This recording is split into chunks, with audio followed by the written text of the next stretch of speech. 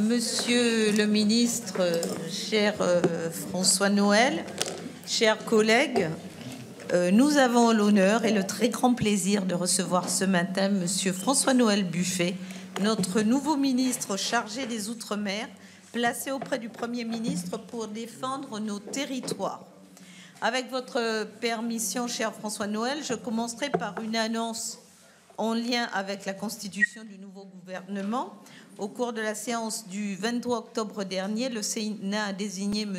Olivier Bitz, sénateur de l'Orne, Alain Milon, sénateur du Vaucluse, Salama Ramia, sénatrice de Mayotte, et Laurent Saumon, sénateur de la Somme, comme membres de la délégation sénatoriale aux Outre-mer, en remplacement respectivement de Jean-François Longeau, de Sophie Primat, de Tani Mohamed Swali et d'Agnès Canaillé. Nous souhaitons la bienvenue à nos nouveaux collègues et nous nous réjouissons de les compter parmi nous dans cette délégation unique en son genre qui réunit autant de sénateurs hexagonaux que d'ultramarins. Je vous remercie sincèrement, Monsieur le ministre, d'avoir répondu à notre invitation afin de faire un point sur votre feuille de route pour les Outre-mer. Et ceci avant l'examen des crédits de votre ministère dans l'hémicycle qui devrait intervenir le jeudi 4 décembre, mais j'ai appris que ce serait très certainement le 5. Nous attendons naturellement de votre part que vous nous éclairiez sur la vision et les engagements du gouvernement pour nos Outre-mer. Quand et comment envisagez-vous le prochain comité interministériel des Outre-mer face aux manifestations contre la vie chère qui se sont déplacées au cœur de Paris le week-end dernier? Quelles annonces peut encore faire l'État, sachant qu'un protocole d'accord signé le 16 octobre n'a pas suffi à apaiser les tensions qui secouent la Martinique depuis plusieurs semaines? Pouvez-vous nous dire si le gouvernement est prêt à prendre les textes d'application du marquage RUP des matériaux de construction dès que le règlement européen en cours de révision aura été définitivement adopté? Les professionnels du secteur l'attendent avec impatience. Le livre blanc de la construction durable outre-mer m'a d'ailleurs été remis par eux en septembre dernier. Et nous allons continuer à travailler sur ce sujet des normes européennes avec la Commission des affaires européennes du Sénat. Après votre propos liminaire, nos collègues pourront vous faire part de leurs remarques ou préoccupations. La présente audition s'inscrit par ailleurs dans la perspective des prochains travaux de la délégation que je laisserai au rapporteur désigné le soin d'évoquer.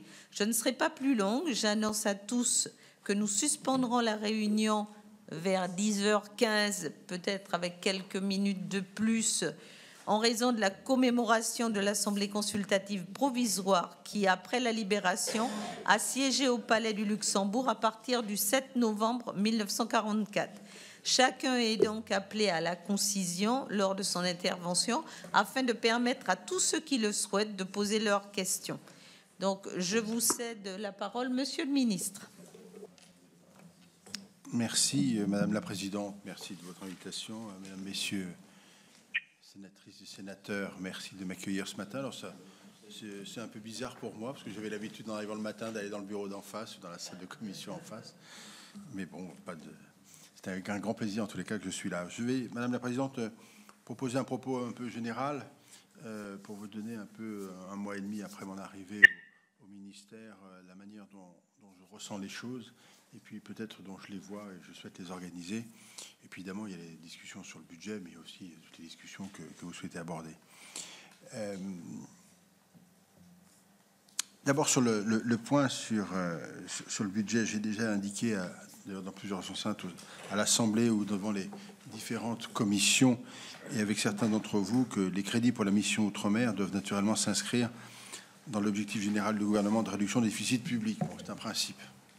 Cependant, lorsque je suis arrivé rue Oudinot, j'ai quand même découvert qu'il était prévu une diminution très forte du programme 123, conditions de vie outre-mer, qui porte sur les actions déterminantes au service de l'ensemble des territoires.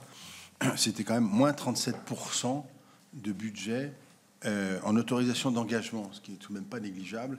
C'est une lettre de plafond qui avait été signée par, au mois d'août, dans le courant du mois d'août, le 28, sauf erreur de ma part. J'ai retenu la date parce que c'est une date importante pour moi, le 28 août.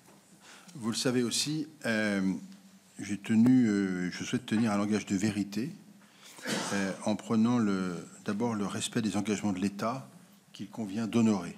C'est vrai dans le cadre du budget, c'est vrai de façon générale, que cet engagement porte sur les contrats de convergence et de transformation, ou bien encore sur la réforme de la continuité territoriale. J'ai bon espoir, en tous les cas, que le budget porté par le ministère puisse être rapidement adapté à ces orientations. Cela participe bien sûr d'une part du lien de confiance entre l'État, les territoires d'outre-mer et leurs élus, auxquels je suis particulièrement attaché. Ce ne sont pas simplement des mots. Je pense que nous faisons tous ici, dans le bon sens du terme, de la politique, et que nous avons tout intérêt à l'égard de nos mandants de tenir la parole que nous donnons et des engagements que nous donnons. Alors, ça peut être, on peut être en désaccord, on peut vouloir plus, on peut vouloir moins, peu importe. Moins, c'est rare, mais on peut vouloir plus. Mais il faut que la parole soit tenue et que l'engagement de l'État soit tenu. C'est tout l'objectif qui est le mien. Nous aurons sans doute l'occasion d'échanger sur ces évolutions de la mission Outre-mer. Et je vous le dis très sincèrement, dans une période un peu d'incertitude dans la manière dont se construit le budget, bien évidemment, et le Sénat va jouer un rôle important dans les semaines qui viennent, pour ne pas dire un rôle stratégique quasiment de co-construction budgétaire, disons les choses telles qu'elles sont. Ce préalable étant posé, je crois que nous partageons le constat que si les financements budgétaires adaptés aux besoins sont essentiels, ils ne seront cependant pas suffisants dans leur principe. D'abord, je voudrais évoquer avec vous la vision que j'ai pour les Outre-mer et la méthode que je souhaite mettre en place. D'abord, la délégation sénatoriale, forte de 13 ans d'existence, Madame la Présidente, le sait mieux que quiconque, la construction des politiques publiques est une question d'analyse, de méthode, de synergie et de bonne volonté des acteurs. C'est peut-être un des points essentiels. Souvent, plusieurs de ces conditions manquent à l'appel. En termes d'analyse, je souhaite que nous puissions nous reposions davantage sur les rapports et les préconisations des élus comme de l'ensemble des acteurs de terrain. Ça me paraît absolument essentiel. Rien ne sortira tout construit, tout décidé du ministère. Ce ne serait pas une bonne chose. D'ailleurs, je pense que ce n'est pas souhaitable du tout. Comme on le dit souvent, ces rapports que vous produisez ne doivent pas rester dans les tiroirs. J'ai noté en particulier le rapport de la délégation sur la coopération et l'intégration régionale des Outre-mer relatif à l'océan Indien. Point important. Au moment où nous devons organiser la prochaine conférence de coopération régionale dans ce bassin océanique, il est fondamental d'utiliser et très important d'utiliser vos propositions. Je pourrais aussi citer le récent rapport du Sénat sur le logement outre-mer. C'est un sujet majeur, hein, le logement, vraiment. C'est pour moi, d'ailleurs, je le dis très librement, une vraie surprise de voir la situation du logement dans nos outre-mer et la manière dont les choses se passent. Mais ce n'est pas une bonne surprise. C'est une mauvaise surprise. Et où le livre blanc de la construction durable en outre-mer, sur lequel vous avez attiré mon attention, Madame la Présidente, ces travaux devront éclairer la finalisation du plan logement 3 outre-mer, c'est prévu pour début 2025.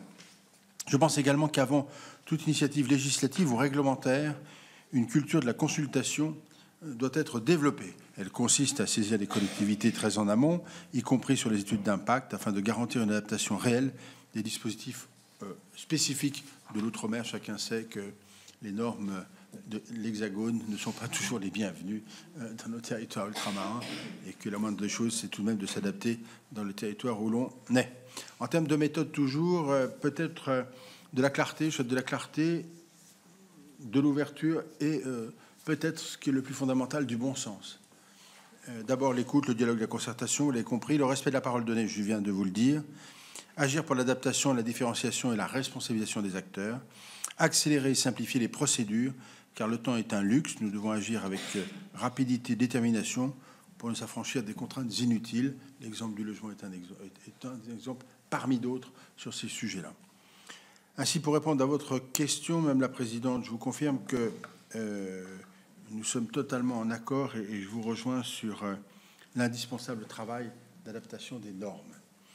La possibilité donnée par les institutions européennes, sur la proposition d'ailleurs de la France, de s'affranchir de la marque communauté européenne avec un nouveau marquage RUP, vous l'avez redit, région ultra-périphérique, pour les produits du BTP est une première étape.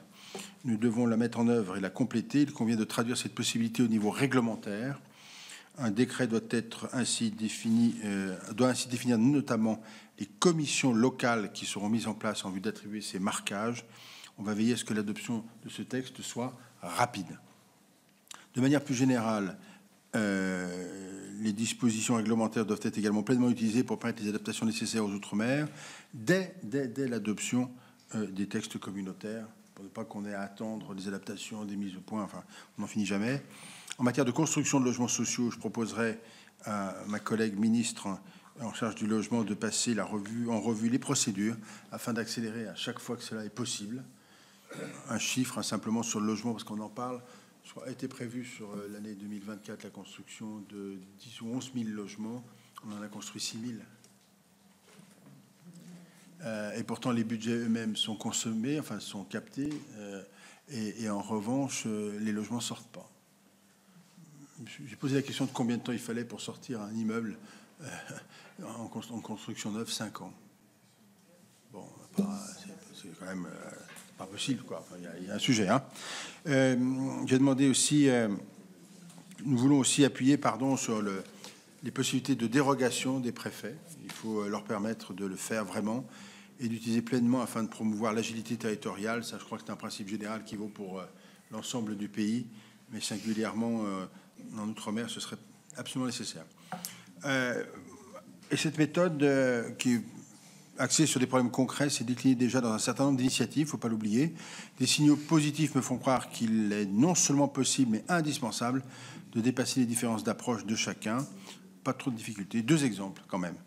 D'abord celui de la réponse apportée aux revendications légitimes de nos concitoyens qui souhaitent une hausse de leur pouvoir d'achat.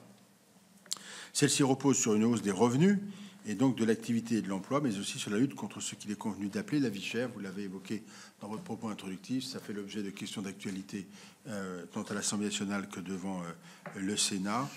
Il faut remercier les parlementaires martiniquais, tous les collègues, pour moi temporairement plus collègues, mais qui, pour leur mobilisation lors des tables rondes. Il faut rendre hommage aussi au préfet de la Martinique, qui a accompagné la signature d'un protocole qui va permettre de baisser les prix de l'ordre de 20% sur environ 6 000 produits. Ceci à partir du 1er janvier prochain. Surtout, ce protocole concrétise des efforts partagés entre les différents acteurs, qu'ils soient publics ou privés. La collectivité territoriale de Martinique, l'État, bien sûr, se sont engagés dans des baisses conjointes de taxes, d'octroi de mer et de TVA. C'est bien la démonstration qu'on est capable de faire des choses. Mais, si je m'écarte un peu de ma note sur ce point, 20%, c'est bien. La question, est-ce que cette réponse est ponctuelle ou est-ce qu'elle doit s'inscrire dans la durée? Ma conviction, c'est que ce n'est pas la mesure en tant que telle qui doit rester, mais c'est qu'on doit travailler sur un système, une révision structurelle de cette affaire-là. On ne peut pas continuer à avoir dans nos territoires ultramarins des différences de prix avec l'Hexagone qui varient entre 30 et 40%. Alors même qu'on sait tous ici que le niveau de revenu est parfois un peu inférieur à celui de l'Hexagone. Enfin, on crée des situations... Enfin, pour un mot, je parle de mémoire, les collaborateurs me diront si je dis une bêtise, mais le logement social, ça relève à peu près plus de 76% de la population au sens large, voire même limite 80%, alors que c'est 66% dans l'Hexagone.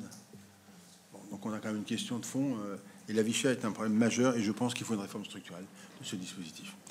Mon autre exemple est celui de la Nouvelle-Calédonie, où je suis allé, c'est le premier déplacement que j'ai fait il y a quelques semaines maintenant. J'ai mesuré évidemment les dommages matériels massifs, annoncé des mesures de soutien à la fois sur le budget 2024 et sur le budget 2025. Là aussi, on a une situation d'urgence absolue, et j'ai acquis la conviction que l'État était attendu évidemment pour jouer un rôle central dans la reprise du dialogue et la construction de cet avenir commun. Là aussi, c'est une autre problématique qui se pose. Elle est beaucoup plus générale, mais je répondrai peut-être à vos questions s'il y en a sur ce point. Le deuxième point, cette méthode de travail, je voudrais aussi l'appliquer à la feuille de route au service de ce que moi je conçois comme l'intérêt général, c'est-à-dire celui qui rend le plus service à la population des territoires. L'enjeu, c'est pas forcément de faire plaisir aux uns et aux autres, c'est avec les élus du territoire, avec les parlementaires des territoires. L'enjeu, c'est l'intérêt des populations. Le reste, c'est assez secondaire. Donc, je voudrais qu'on accélère la création de valeur dans les Outre-mer. Cette création de valeur doit être à la fois quantitative, mais aussi qualitative, pour générer une croissance qui soit plus vertueuse au service de l'ensemble des habitants. Quel est l'objectif derrière ce terme qui peut apparaître très général, très principiel? Eh bien, c'est de poursuivre la lutte contre le chômage, de favoriser les emplois à plus forte valeur ajoutée, mais même s'il s'est réduit depuis plusieurs années, le chômage se situe encore à des niveaux beaucoup trop élevés en Outre-mer, avec des taux qui représentent en moyenne le double de la valeur nationale, voire même 34% à Mayotte. 34% à Mayotte. Pour autant, le chômage n'est pas un sujet simplement de chiffres ou de données froides, constitue surtout un principal facteur d'écart de pouvoir d'achat entre l'Hexagone et les territoires d'outre-mer, je le disais il y a quelques instants. C'est donc un fléau absolu qu'il faut combattre. Le deuxième objectif que je vois derrière la création de valeur est tout simplement de permettre aux entreprises, aux collectivités locales et à tous nos concitoyens de tirer tout le parti du potentiel extraordinaire de ces territoires. Car, je le dis là aussi librement, vu de l'Hexagone, nos outre-mer apparaissent parfois à nos concitoyens comme étant un problème. Il y a toujours des difficultés, ils réclament de l'argent, alors que la réalité, c'est qu'il y a un potentiel considérable dans l'ensemble de nos outre-mer. C'est des territoires qui sont magnifiques, je ne le dis pas pour vous faire plaisir, je le dis parce que je le pense réellement, et on a des capacités à assurer leur propre capacité de développement, de création de valeur, qui est vraiment réel. Je pense qu'il faut simplement l'organiser et le structurer sur du moyen et du long terme. J'en ai bien conscience, les effets d'une trop grande spécialisation économique des Outre-mer pendant des décennies ou bien d'une surreprésentation du secteur public se font encore sentir. Plus encore, les Outre-mer sont vus principalement comme des sources de difficultés, je viens de vous le dire, donc ce n'est pas forcément utile que je le redise, mais sans nier ces difficultés pour lesquelles il existe déjà des dispositifs permettant de les compenser en partie, comme la défiscalisation des investissements productifs ou l'aide au fret. Il me semble essentiel de nous focaliser beaucoup plus sur les atouts des territoires, leurs projets de développement, la manière de les accompagner. Ces atouts sont immenses, de la cosmétopée à l'exploitation durable des ressources minières ou forestières, des énergies renouvelables à l'agriculture. Quand vous pensez sur ce point que la Martinique, puisqu'on parlait de la Martinique, est à simplement 20% d'autonomie alimentaire, d'autosuffisance alimentaire, on peut imaginer qu'on peut quand même aller beaucoup mieux, on peut améliorer les choses. Je veux dire, à toute évidence, hein, il y a des marges de progrès. Les produits de la mer ou du tourisme. N'oubliez pas non plus la richesse culturelle. Bon, les territoires ont donné naissance à tellement de richesses, sans parler des écrivains, évidemment, et des artistes. À travers cette valorisation de tous ces atouts, je voudrais qu'on puisse redonner un peu d'honneur à tout le monde, enfin, en tous les cas, de fierté de ces territoires. Ces besoins, ces projets, je vous proposerai de les identifier ensemble. Le prochain SIOM, vous avez posé la question tout à l'heure, Madame la Présidente, qui a été annoncé par le Premier ministre au moment de son discours de politique générale, sera l'occasion de revisiter ce qui a été décidé en 2023 pour le mettre à jour au début de l'année 2025, vraisemblablement, mais n'en faites pas la réclame, au mois de mars, parce qu'il faut qu'on se donne le temps quand même de le préparer correctement, avec à la fois un diagnostic, à la fois une évaluation, et puis peut-être des projets nouveaux qui nous permettent de concrétiser réellement cette ambition que je souhaite. Donc on aura un très très gros travail là-dessus, c'est ambitieux. Vous serez associés, Madame la Présidente, enfin je dis à Madame la Présidente, les membres de la délégation. Je souhaite qu'on ait un propos très partagé. On me dit, je ne sais pas si c'est vrai ou pas vrai, mais ça semble être vrai dans tous les cas, c'est que précédemment, les parlementaires avaient été peu associés à la démarche du SIOM 2023. Bon, je trouve que c'est tout à fait regrettable. Mais je ne sais pas si c'est ce qu'on m'a dit. Oui, non, bon, peu importe. En tous les cas, ce qui est important, c'est que moi, je puisse le faire d'ici le mois de mars pour que les parlementaires soient effectivement associés. Certains axes me semblent évidemment d'ores et déjà incontournables. Je ne serai aucunement exhaustif. Je pense naturellement au développement de la souveraineté alimentaire, je l'ai évoqué. Les taux de couverture de la consommation par les productions locales sont parfois inférieurs à 30%, 20% pour la Martinique. Des plans territoriaux d'autonomie alimentaire ont été élaborés dans chaque DROM. Il convient d'analyser précisément les freins à leur développement et d'y remédier, mais aussi de mieux utiliser le POSI au service des cultures de diversification. On a pris une décision en Martinique de pouvoir aider à hauteur de 2 millions d'euros de cette année le développement de l'agriculture locale. Il faut continuer, mais ça ne peut pas se limiter à la Martinique. Je pense qu'il faut qu'on élargisse. De manière générale, la structuration des filières pourrait être un outil puissant de développement. Je vois que vous voulez regarder, Madame la Présidente, que je tourne les pages, j'ai bientôt fini. L'accélération de la transition écologique des Outre-mer constitue également une orientation forte. Le Premier ministre a souhaité que nos Outre-mer soient pionniers en matière de décarbonation énergétique. Il convient par ailleurs, au regard des risques naturels, sismiques en particulier, mais pas seulement, et des conséquences sur plusieurs sites de la montée du niveau des océans, que des politiques volontaristes d'anticipation et de prévention soient menées. C'est très, très important de travailler sur ces sujets-là, de continuer de développer, de donner de la perspective. Le réchauffement climatique, ce n'est pas une vue de l'esprit, c'est une réalité. Et les conséquences à moyen et long terme sont absolument réelles. Nous le savons, on ne peut pas évidemment faire comme si nous ne le savions pas. Et donc, il faut s'adapter et s'adapter vite. Je suis aussi persuadé qu'il faut davantage mettre en synergie les acteurs de l'innovation dans l'ensemble de ces territoires, la recherche, le soutien à l'innovation, porté par la belle ambition de France 2030 ou encore par les différents French Tech. J'ai participé à une réunion en Nouvelle-Calédonie, la French Tech du Pacifique. Il y a des gens formidables là-dedans qui ont des idées, ça marche, il y a de la capacité à créer de la richesse, à créer de la valeur. Il faut vraiment les soutenir. D'ailleurs, le ministère, via la DGOM, qui est la Direction Générale des Outre-mer, vous connaissez, a aidé beaucoup à cette French Tech dans le Pacifique. Je crois que sur un budget de 280 millions d'euros, je parle de mémoire, on a donné 210 millions de cet ordre-là. Donc, on soutient vraiment fortement. Je vais aborder le sujet aussi avec Bruno Bonnel, qui est le délégué du gouvernement sur ces sujets-là. Un rapprochement a aussi été annoncé entre Business France et Atout France, 2 opérateurs partenaires du ministère. Il paraît essentiel d'intensifier l'effort en faveur des stratégies d'exportation basées sur les atouts des Outre-mer. C'est autant de relais de croissance. Bien entendu, je n'oublie pas qu'un territoire doit avoir, pour se développer, des infrastructures et des services essentiels. On continuera les efforts en interne avec l'ensemble des ministères ou collectivités concernées pour financer et accompagner la réalisation d'infrastructures dans le cadre des contrats, les CTT, pardon, et les contrats de développement. Ça, c'est très, très important. Moi, il y a sur chacun des territoires des projets structurants de déplacement, des ouvrages d'art. Et il faut vraiment avancer là-dessus. Il faut qu'on y arrive à sortir les dossiers, parce que sinon, on n'aura pas de développement. Je souhaite aussi que cette commande publique que nous favorisons profite mieux à l'ensemble des entreprises, évidemment, les petites entreprises locales, à travers une optimisation du code des marchés publics, mais aussi l'ensemble du tissu économique. Les retards de paiement constituent un fléau qui fragilise chaque jour le tissu économique. C'est vraiment... je ne vous parle pas de la Nouvelle-Calédonie, si, je vous en parle parce que c'est prévu. La mission interministérielle qui sera placée auprès du Premier ministre et de moi-même au rapportage d'accompagner les efforts de relance et de redressement du territoire. Je fais une incise là-dessus. C'est monsieur Emmanuel Moulin qui a été désigné pour préfigurer cette mission de 4-5 personnes maximum, ça reste à déterminer, qui a une vocation purement technique et qui doit aller en Nouvelle-Calédonie, accompagner, aider la province, les collectivités locales, le gouvernement à ce que l'argent qui est injecté soit effectivement utilisé le plus rapidement possible. Un exemple très très simple, mais qui est vraiment... c'était prévu comme ça. Les collectivités, que ce soit province ou communes, bénéficient de subventions ou d'aides directes qui sont données par le gouvernement de Nouvelle-Calédonie.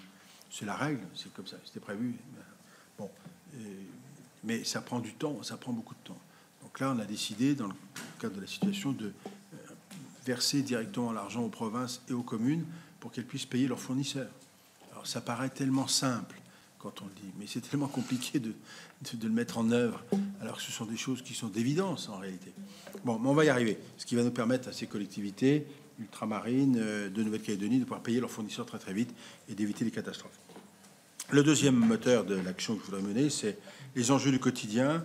Au-delà de l'action forte est menée pour dynamiser la production et la réhabilitation de logements sociaux, comme du logement privé. On va accompagner les investissements dans les sujets de réseau d'eau, bien évidemment. La Guadeloupe doit entendre ce que je dis. Ça fait partie des sujets extrêmement importants. Je partagerai les enjeux de santé avec la ministre Madame Darrieussecq, sans oublier tout le sujet de la mise en œuvre du plan de chlordécone 4, qui est aussi là un sujet majeur, parce qu'on ne développera pas l'agriculture correctement si on n'a pas réglé aussi en partie ce problème ou trouver des solutions pour régler ce problème. Je ne prétends pas tout régler, mais en tous les cas prendre conscience de ce qui peut, des difficultés, et peut-être trouver les chemins qui permettent d'avancer. Naturellement, enfin, la lutte contre la vie chère sera au cœur des mesures, je vous le dis. Je souhaite que au-delà du protocole qui a été signé en Martinique, je vais aller en Martinique là cette semaine, qui est une étape qui a permis d'apporter une réponse. Il faut travailler sur le fond, et donc il faut repenser structurellement à tout ça. Nous devons favoriser l'adoption dans les autres territoires d'accords analogues permettant de mutualiser les efforts afin, en fait, effectivement, de faire masse. C'est important pour permettre une baisse effective des prix. En tous les cas, sur ce point-là, moi, je compte vraiment tout poser sur la table. Ce qui marche pas, les contrôles nécessaires. On ne peut pas continuer comme ça. Et nos outre-mer ne peuvent pas régulièrement être pris dans des situations de crise qui entraînent, que l'on manifeste, c'est une chose, que l'on réclame, c'est une chose, mais qui entraînent de la violence, qui entraînent des dégâts, qui entraînent une vie impossible pour nos concitoyens. Ça, c'est vraiment, pour moi, ça me choque énormément. Nous devons notamment achever le travail d'entreprise, en particulier sur l'octroi de mer, ou encore la réglementation du prix des carburants aux Antilles comme en Guyane. Et là, je sais que vous avez commis un rapport sur la vie chère. Il faudra nous le... Quand vous l'aurez... Vous l'avez démarré. Enfin, vous allez commettre un rapport plutôt exactement. Donc ça, on aura besoin aussi de vos réactions là-dessus. L'octroi de mer, à tous ceux qui disent qu'il faut tout arrêter, je dis peut-être, mais je dis prudence. Parce que c'est aussi ce qui finance les collectivités locales. Et singulièrement les communes, majoritairement les communes d'ailleurs. Donc il faut... alors après, qu'on le revoie, qu'on le rediscute, sans doute, qu'on remette en cause, et moi j'ai pas de difficulté là-dessus, mais c'est pour ça que le rapport qui a été fait, qui devait s'appliquer en 2025, on a retiré le rapport, on bougera pas en 2025, mais il faut quand même se préparer pour la suite, ça fait partie des sujets. Donc nous avons de quoi faire. Troisième point, et j'en terminerai bientôt, Madame la Présidente, la question de la jeunesse, à la fois de son insertion, mais de l'emploi, de sa formation, de l'emploi, la vie locale et bien sûr la vie de la nation. Bon, la proportion de jeunes qui sont sans emploi, sans études, ni en formation, est 2 fois plus élevée que dans l'Hexagone.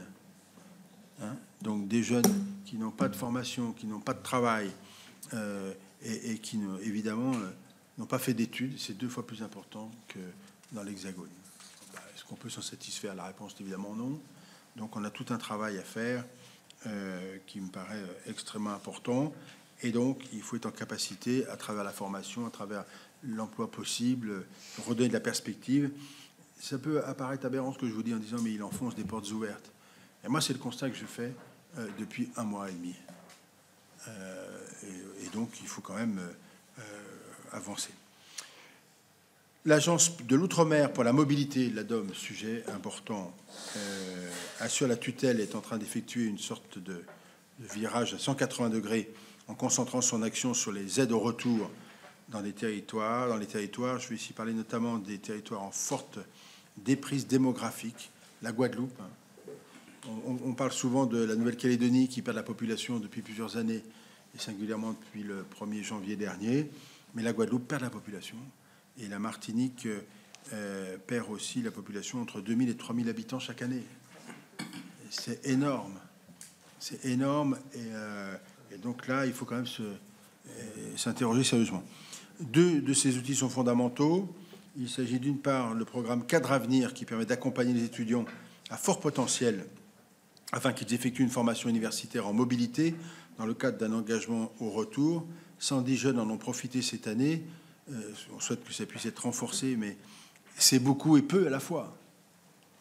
C'est beaucoup et peu à la fois.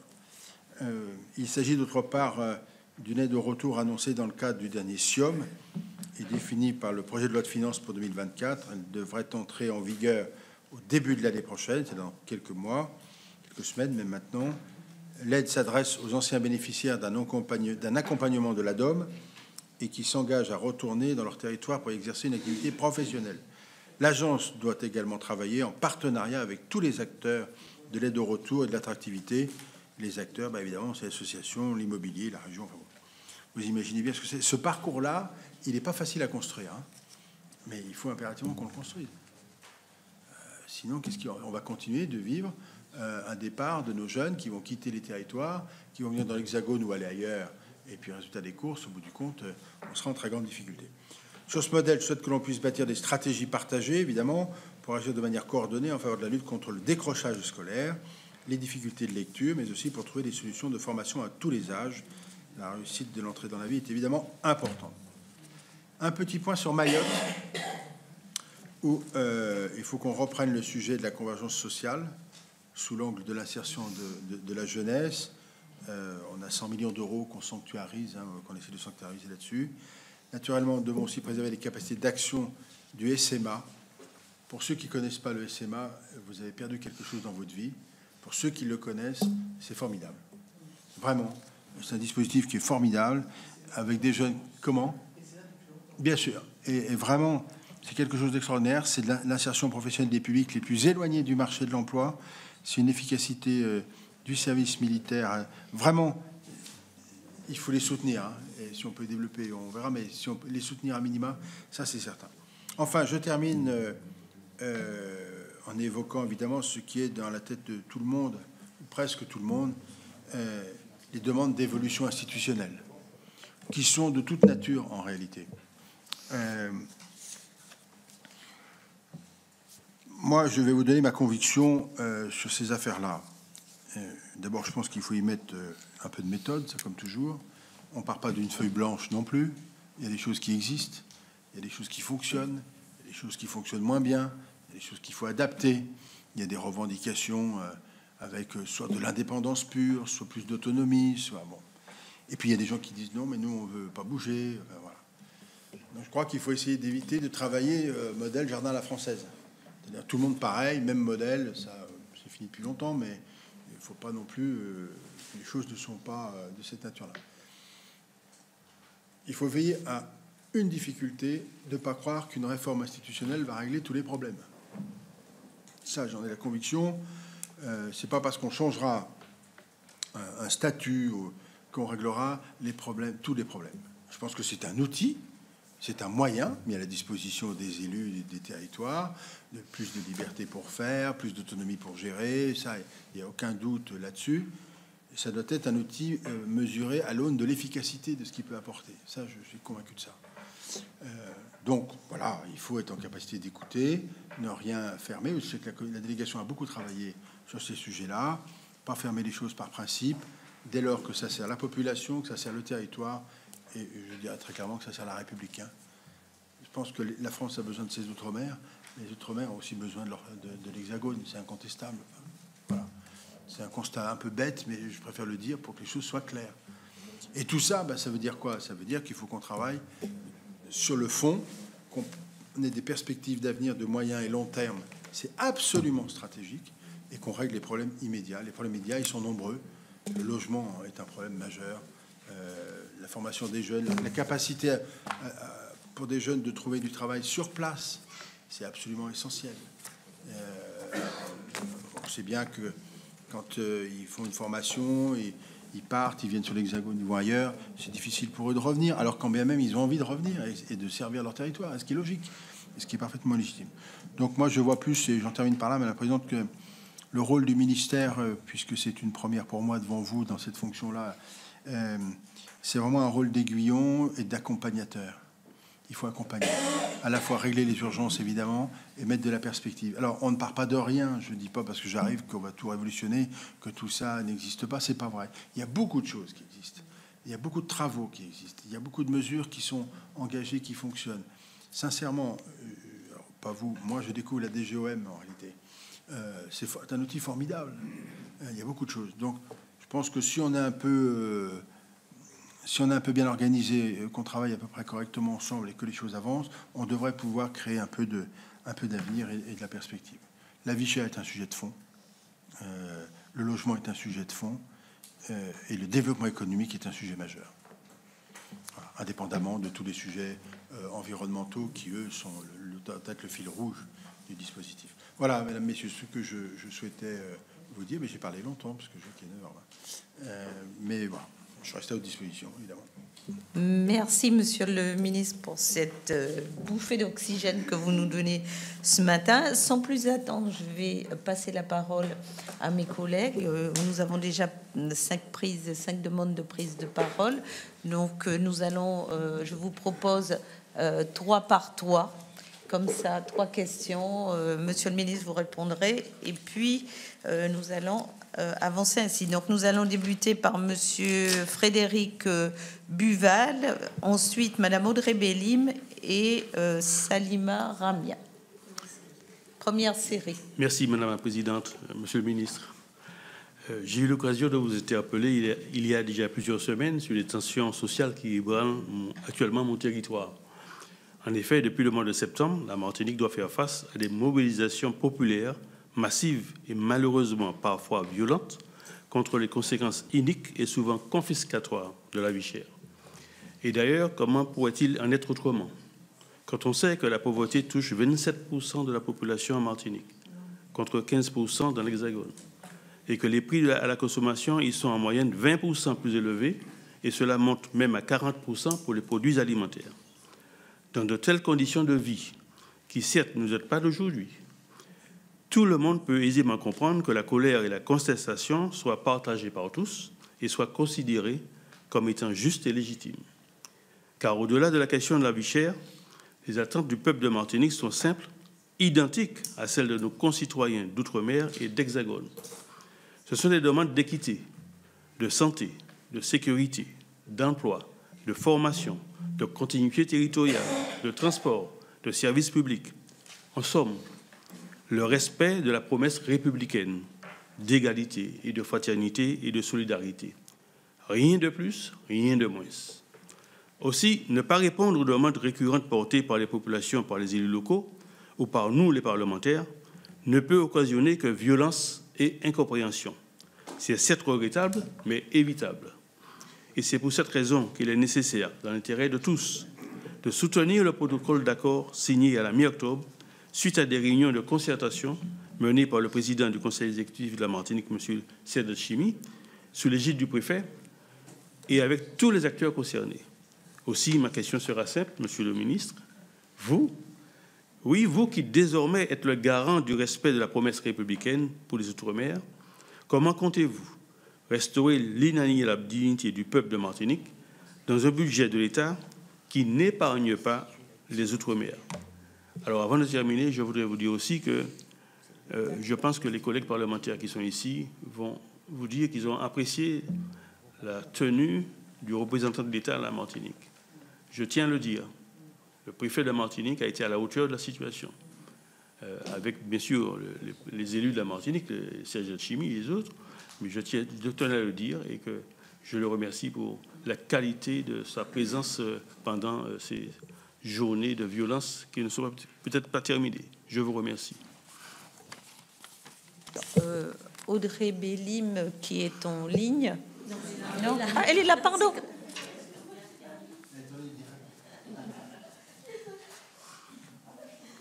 Merci Madame la Présidente, chers collègues, Monsieur le Ministre. Vous l'avez vous-même évoqué parce que chacun sait ici que vous avez été sénateur dans une vie passée, mais néanmoins très proche. Nous connaissons donc votre attachement réel, indubitable, à nos collectivités territoriales. Mais vous le savez également que l'article 64 du projet de loi de finances 2025 prévoit un mécanisme de redressement des finances publiques qui inclut aussi les communes et intercommunalités des Outre-mer. Et pour la Réunion, cela va se traduire par un prélèvement de 36 millions d'euros. Si officiellement ce sont les communes de plus de 30 000 habitants qui sont concernées, ce seront en réalité toutes les communes réunionnaises, puisque nos 5 intercommunalités sont mises à contribution. Les critères qui permettraient à nos communes d'être exemptées ne sont pas applicables en Outre-mer, puisque ni la DSU ni la DSR y sont remplacées par la DACOM. Ainsi, dans une situation sociale comparable, une commune réunionnaise verrait ses ressources diminuer et pas une commune hexagonale. Il y a quelques jours, la vice-présidence de l'AMF, Erika Barretch, vous a fait part de ce problème. Et vous avez été à l'écoute et vous vous êtes engagé à faire examiner cette problématique. Le conseiller spécial du Premier ministre, Michel Cadot, indiquait, lui, lors d'un entretien similaire, qu'il n'avait pas vu qu'il y avait cette mesure injuste pour les communes d'outre-mer. L'Association des maires de la Réunion s'est donc réunie pour faire part de leur vive inquiétude, une inquiétude unanime par ailleurs. Pouvez-vous aujourd'hui confirmer que nos collectivités qui investissent dans nos territoires seront exemptées du dispositif? Quels critères allez-vous introduire par voie d'amendement? Les inquiétudes portent également sur une potentielle réforme des exonérations LODEOM par voie d'ordonnance qui serait prévue par le PLFSS, alors que le rapport de l'IGAS et l'IGF n'a pas encore été remis au gouvernement et rendu public. Le législateur doit être associé à cette réforme. Êtes-vous prêt, Monsieur le Ministre, à inscrire cette réforme au sein du PLFSS 2026 pour prendre le temps de l'évaluation et de la concertation? Et dans un territoire comme la Réunion, avec 17% de taux de chômage, il nous faudrait avoir la main tremblante avant toute modification inconsidérée. Enfin, je souligne qu'après une réduction sans précédent de 78,8 millions d'euros des crédits du ministère en février dernier, la mission Outre-mer est amputée de 250 millions d'euros, passant de 2,74 milliards à 2,49 milliards d'euros, soit moins 9%.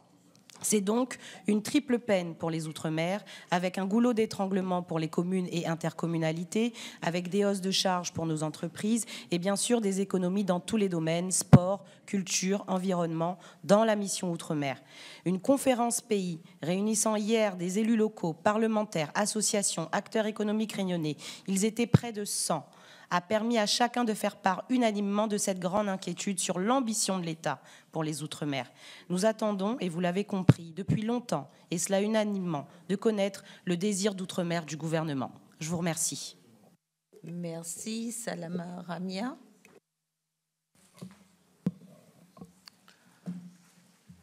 Monsieur le ministre, Madame la Présidente, mes chers collègues, le Premier ministre Michel Barnier a récemment exprimé sa volonté de promouvoir une transformation numérique plus inclusive. Cette orientation est porteuse d'espoir pour mon territoire de Mayotte, dernier département français à entreprendre un projet de déploiement de la fibre. À l'heure où les campus connectés offrent de nouvelles perspectives, la jeunesse mahoraise, les TPE, PME et les collectivités locales aspirent à pallier l'éloignement géographique, économique et social pour une meilleure connectivité. Il ne m'est pas possible de dresser ici un état complet du dossier de la fibre à Mayotte. Toutefois, lors de la loi de finances pour 2024, une enveloppe de 50 millions d'euros avait été initialement votée.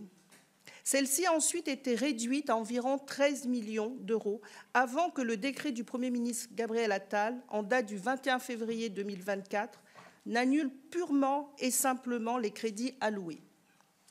Vous conviendrez qu'un tel revirement envoie un signal inquiétant aux opérateurs privés et aux maîtres d'œuvre qui voient ainsi les garanties budgétaires promises par l'État subitement retirées.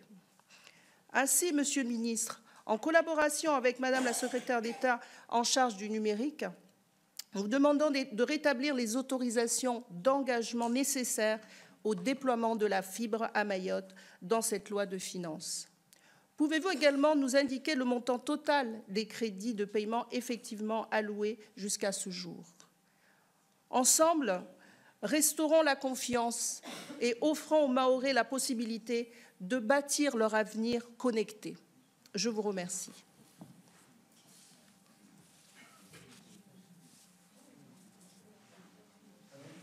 Qu'on avait dit 3 questions. Alors, Monsieur Duval, sur le, moi, je suis d'accord avec tout ce que vous avez dit, sans enlever un seul mot ni une virgule, et en particulier pour saluer l'action du préfet en Martinique, qui, avec la collectivité territoriale de Martinique, avec les opérateurs privés, ont négocié, ont tenu et ont un accord qui me paraît, en l'état, un accord très utile. Il faut qu'on le mette en œuvre maintenant. Les négociations sur les compensations de l'État, ça c'est la technique, mais les principes sont acquis. Maintenant, il faut le mettre en œuvre. Et vous avez raison, il faut soutenir cet accord, le porter. C'est une des raisons pour laquelle je serai en Martinique la semaine prochaine. Donc bientôt, dans quelques jours, pour apporter ce soutien et cette garantie. Il y aura, dans le cadre du projet de loi de finances, des amendements sur la TVA. On en aura absolument besoin. Et puis, d'ici au SIOM, on va identifier, ce que je disais tout à l'heure, l'ensemble des sujets qui nous paraissent absolument structurants pour que pour la Martinique comme pour les autres territoires, ils soient mis en œuvre et on s'assure qu'ils soient bien mis en œuvre. Donc ça, vraiment, je suis d'accord avec vous. Je ne peux pas dire mieux. Donc, et on va travailler dans ce sens-là, vraiment, vraiment, vraiment. Sur la question qui est posée par Madame Bélim, pardon, Audrey Bélim, Madame, qui n'est pas en ligne mais qui est bien là, vous dire que sur les critères pour les collectivités locales, les communes ne seront pas impactées. Ça, on le sait. Il reste 3 intercommunalités pour lesquelles il faut gérer les choses. Je pense qu'on mettra à profit le débat budgétaires pour régler cette affaire-là. Chacun a bien conscience que nos collectivités locales ultramarines auront du mal à accepter un coup de rabot un peu de cette nature-là. Donc ça, on va l'éviter au maximum. Mais les communes, c'est fait pour les communes. Hein. L'ensemble des communes ultramarines, c'est fait. Il nous reste 3 intercommunalités à régler la situation de 3 intercommunalités. Je pense que le débat va nous permettre de le faire. Sur l'allègement des cotisations et le projet de loi de finances sociale, ce fameux article 6, désormais connu de tous les spécialistes du sujet. Bon, d'abord, l'article lui-même a été supprimé à l'Assemblée nationale. Premier point, ça c'est fait. Donc, on va attendre voir comment ça se passe pour la suite. Mais si toutefois il visait à réapparaître, si par impossible il réapparaissait, par exemple, comme disent les avocats, la question ultramarine ne peut pas être traitée de cette manière-là. Donc, nous, je sais ici, dans cette maison, pour l'avoir vécu, qu'on n'est pas très favorable aux lois d'habilitation, par ordonnance, etc. On n'aime pas ça, ainsi de suite. Très bien. Mais sur ce point particulier, paradoxalement, on ne peut pas prendre de décision aussi radicale sans un minimum d'analyse, d'études, et d'études d'impact en particulier. Donc, nous, on a plaidé dans le fameux article 6 à l'époque qu'on ait une ordonnance, une habilitation, l'autorisation de travailler par d'étabilité à résoudre le problème par ordonnance. Pardon, je vais y arriver. La question étant, évidemment, comment on travaille dans cette hypothèse-là. Et l'enjeu, c'est une fois de plus de dire on partage, on discute, mais on se donne le temps. Moi, je pense que ce serait dramatique qu'on ait une réforme qui s'impose brutalement comme ça, sans qu'on ait mesuré les conséquences, sans compter qu'il y a un certain nombre d'études qui sont en cours, avec des rapports que nous attendons. Donc, vraiment, pour le coup, prudence, quoi. Il faut faire quelque chose, bien sûr, mais pas comme ça. Donc, si l'article 6 renaît de ses cendres, moi, je plaiderais beaucoup pour l'outre-mer, la partie habilitation de la part du Parlement pour autoriser le gouvernement à légiférer par voie d'ordonnance sur ce sujet-là, avec l'engagement du gouvernement de dire on travaille ensemble, on prépare. Ça, vraiment, c'est important. Ensuite, Madame Ramia, Mayotte. Mayotte, pour ne rien vous cacher, ça a été mon premier contact avec l'outre-mer en 2006, lorsque je siégeais dans la salle d'en face. Et sur l'aspect particulier que vous évoquez, on va remettre l'argent sur le budget 2025. Donc ça, on va absolument remettre l'argent. On ne peut pas ne pas faire cet engagement sur la fibre, son développement, et plus largement. Donc voilà, je vous réponds très clairement. La question mahoraise, au-delà, les questions vont venir, mais il faut qu'on travaille là, peut-être encore plus qu'ailleurs, ou autant qu'ailleurs, au développement économique de Mayotte. Ce sera pas toute la solution, mais ça va être une grande partie de la solution. En tous les cas, voilà. Donc, je ne veux pas qu'on enlève les budgets qui permettent le développement, qui soit de l'investissement productif. Donc, voilà, on rajoutera l'argent en 2025. Merci. Nous allons poursuivre la deuxième salve de questions avec Madame Vivette Lopez, suivie de Madame Marie-Laure Finera-Hort et Madame Catherine Conconne. Oui, merci Madame la Présidente. Monsieur le Ministre, vous avez signalé tout à l'heure dans votre propos introductif que les rapports ne devaient pas être laissés dans les tiroirs. En 2017, avec l'ancien président Michel Magras et Éric Dolliger, nous avions fait un rapport sur les normes dans le BTP en Outre-mer. Et on a eu vite fait de se rendre compte que les normes n'étaient pas du tout adaptées en Outre-mer. D'autant que si vous prenez même l'Outre-mer, si vous prenez la Réunion ou Saint-Pierre-et-Miquelon, ils n'ont rien du tout à voir entre eux. Nous avions fait donc un rapport avec des recommandations. Et voilà, ma question est surtout, qu'est devenu ce rapport? Alors, il est bien évident que les bureaux de contrôle locaux ont effectivement des solutions à apporter, mais c'est très compliqué pour les faire appliquer parce que du moment que ça ne vient pas du cabinet parisien, on ne leur accepte pas.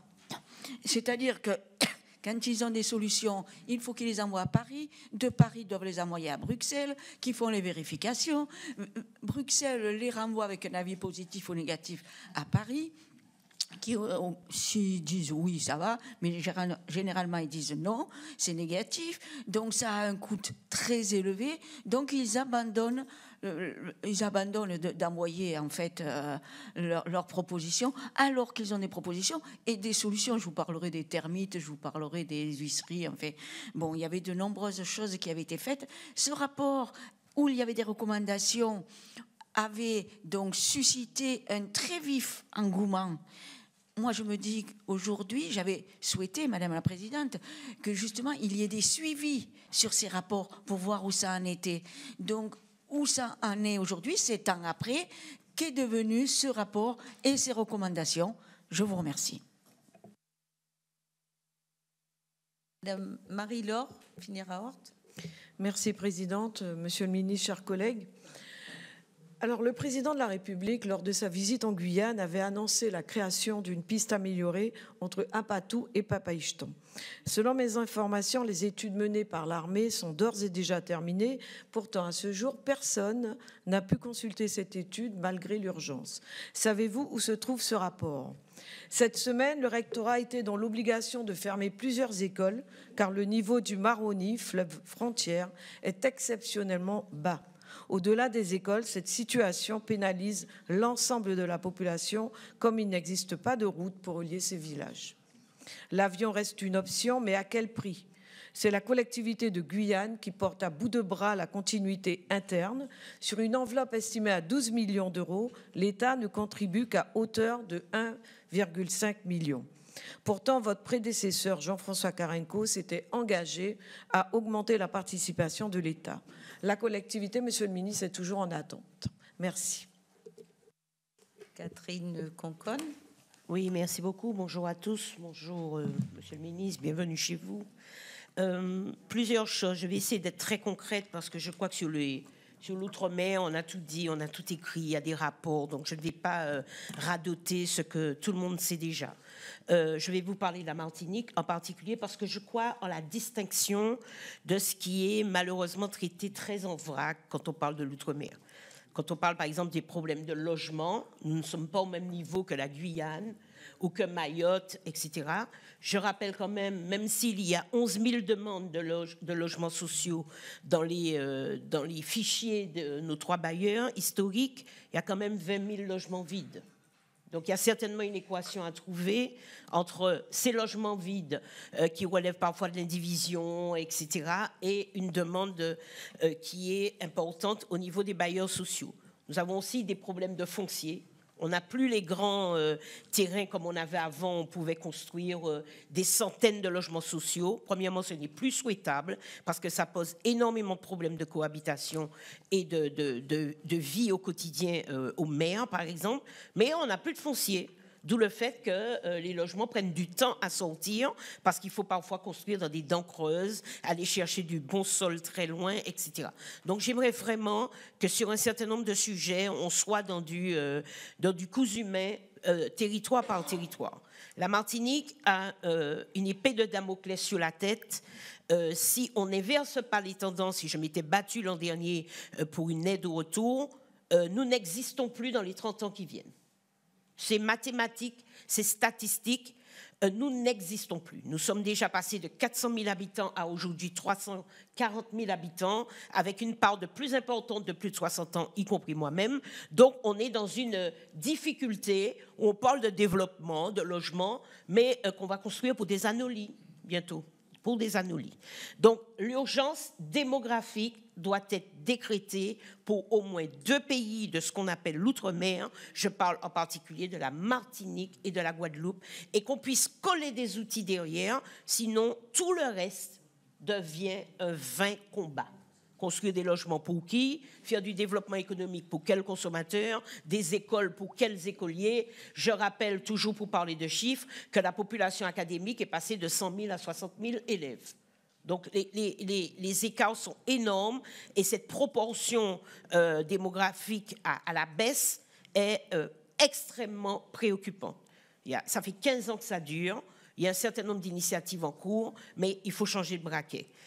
La deuxième urgence que nous avons est une urgence d'accès aux soins. Alors, c'est vrai que le Ségur de la Santé a décrété un certain nombre de financements pour les hôpitaux, mais ce sont des financements pour les investissements. Il faut pouvoir construire, trouver des financements complémentaires. C'est très difficile. La semaine dernière, j'ai participé à un conseil d'investissement.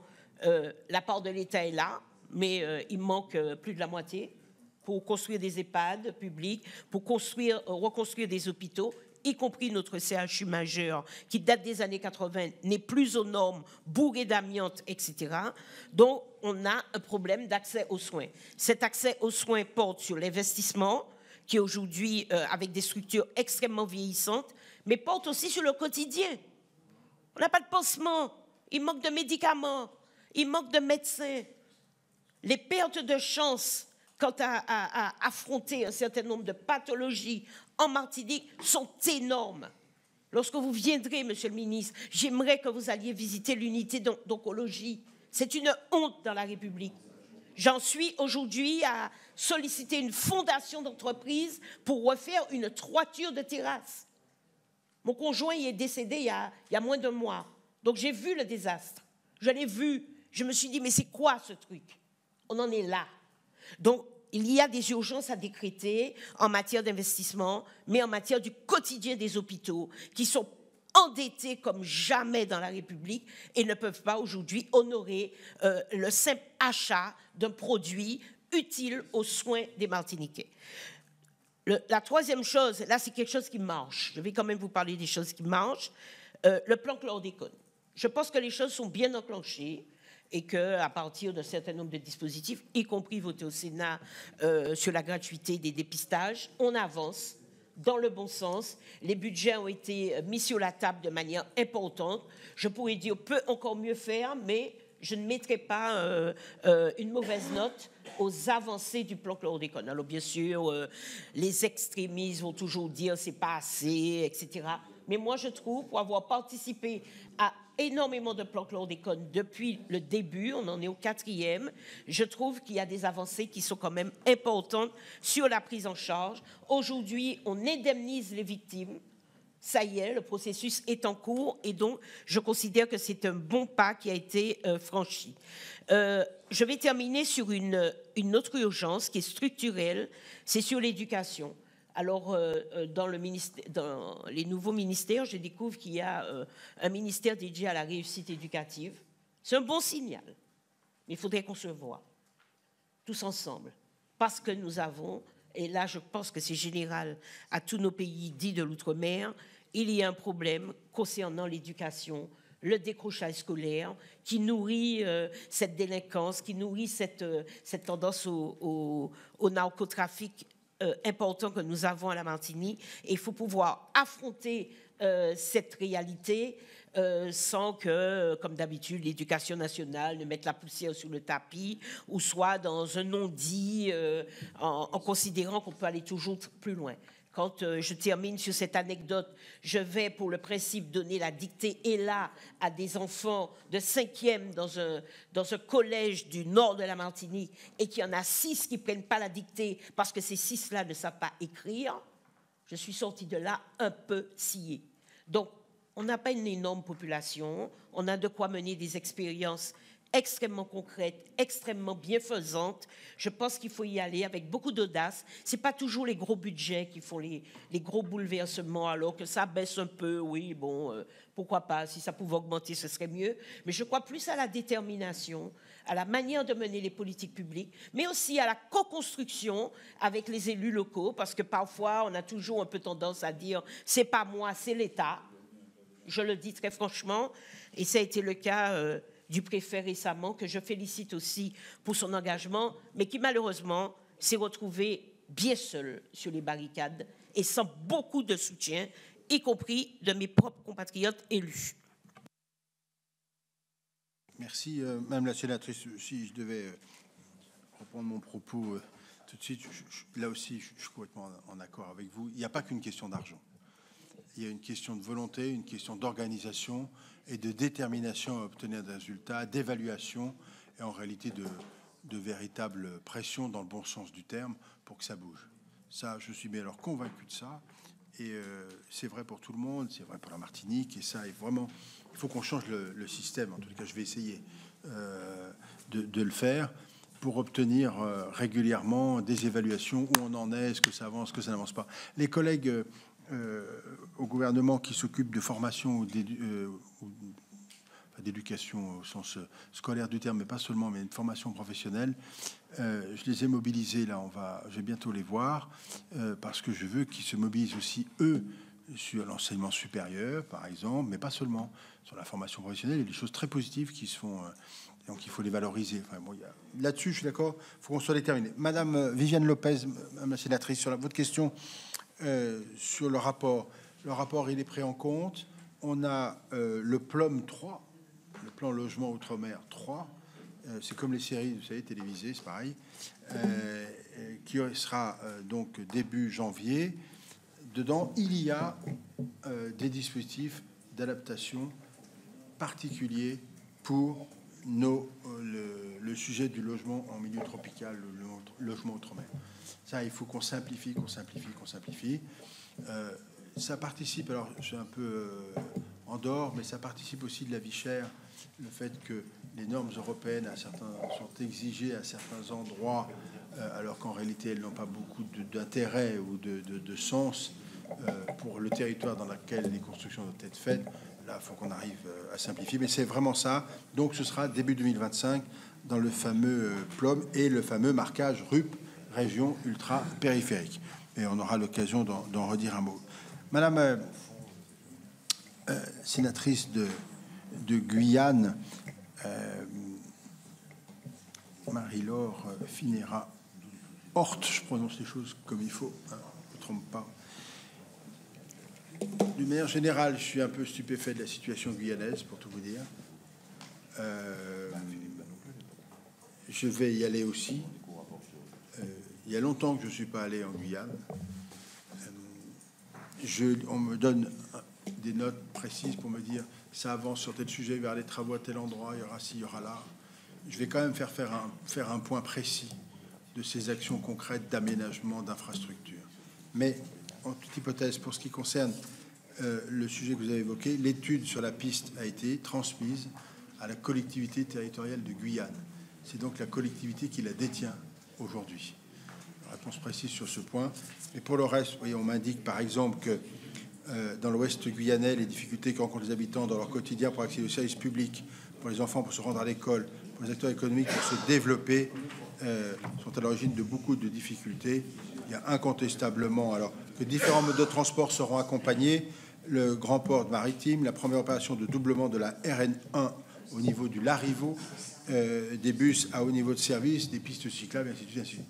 Je veux faire un point là-dessus, et puis on aura le SIOM pour vraiment regarder ça dans le détail, parce que ça fait partie des sujets, il ne faut pas attendre la nuit des temps, il y a des choses très concrètes à mener. Voilà. Comment ? Mais je ne sais pas comment je fais. Le 2 janvier, on ne sera pas prêt. Hein. J'y crois pas trop, en tous les cas. Bon.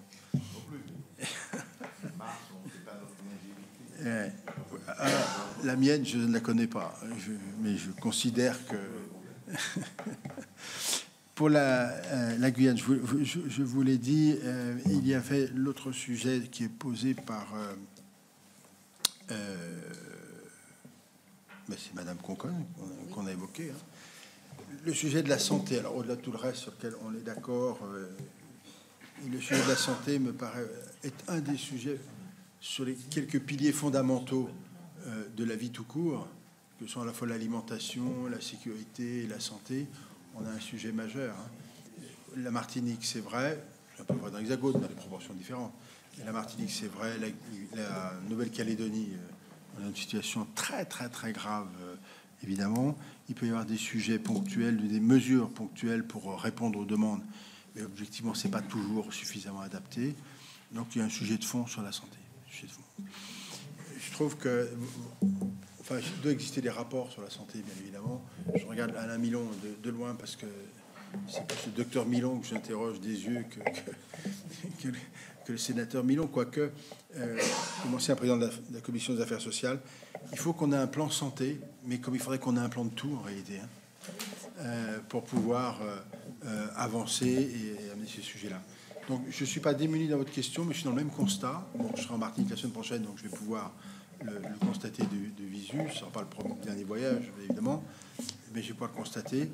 On a sur ce sujet-là, comme sur le sujet de la gestion de l'eau en Guadeloupe, alors ça avance. Le président du conseil départemental que j'ai eu au téléphone récemment me disait que les choses commençaient à rentrer dans l'ordre et que ça avançait, donc tant mieux. Ça, c'est quelque chose sur lequel j'ai une attention particulière. Enfin, il faut quand même qu'on mette les fondamentaux au niveau, quoi, pour être clair. Voilà.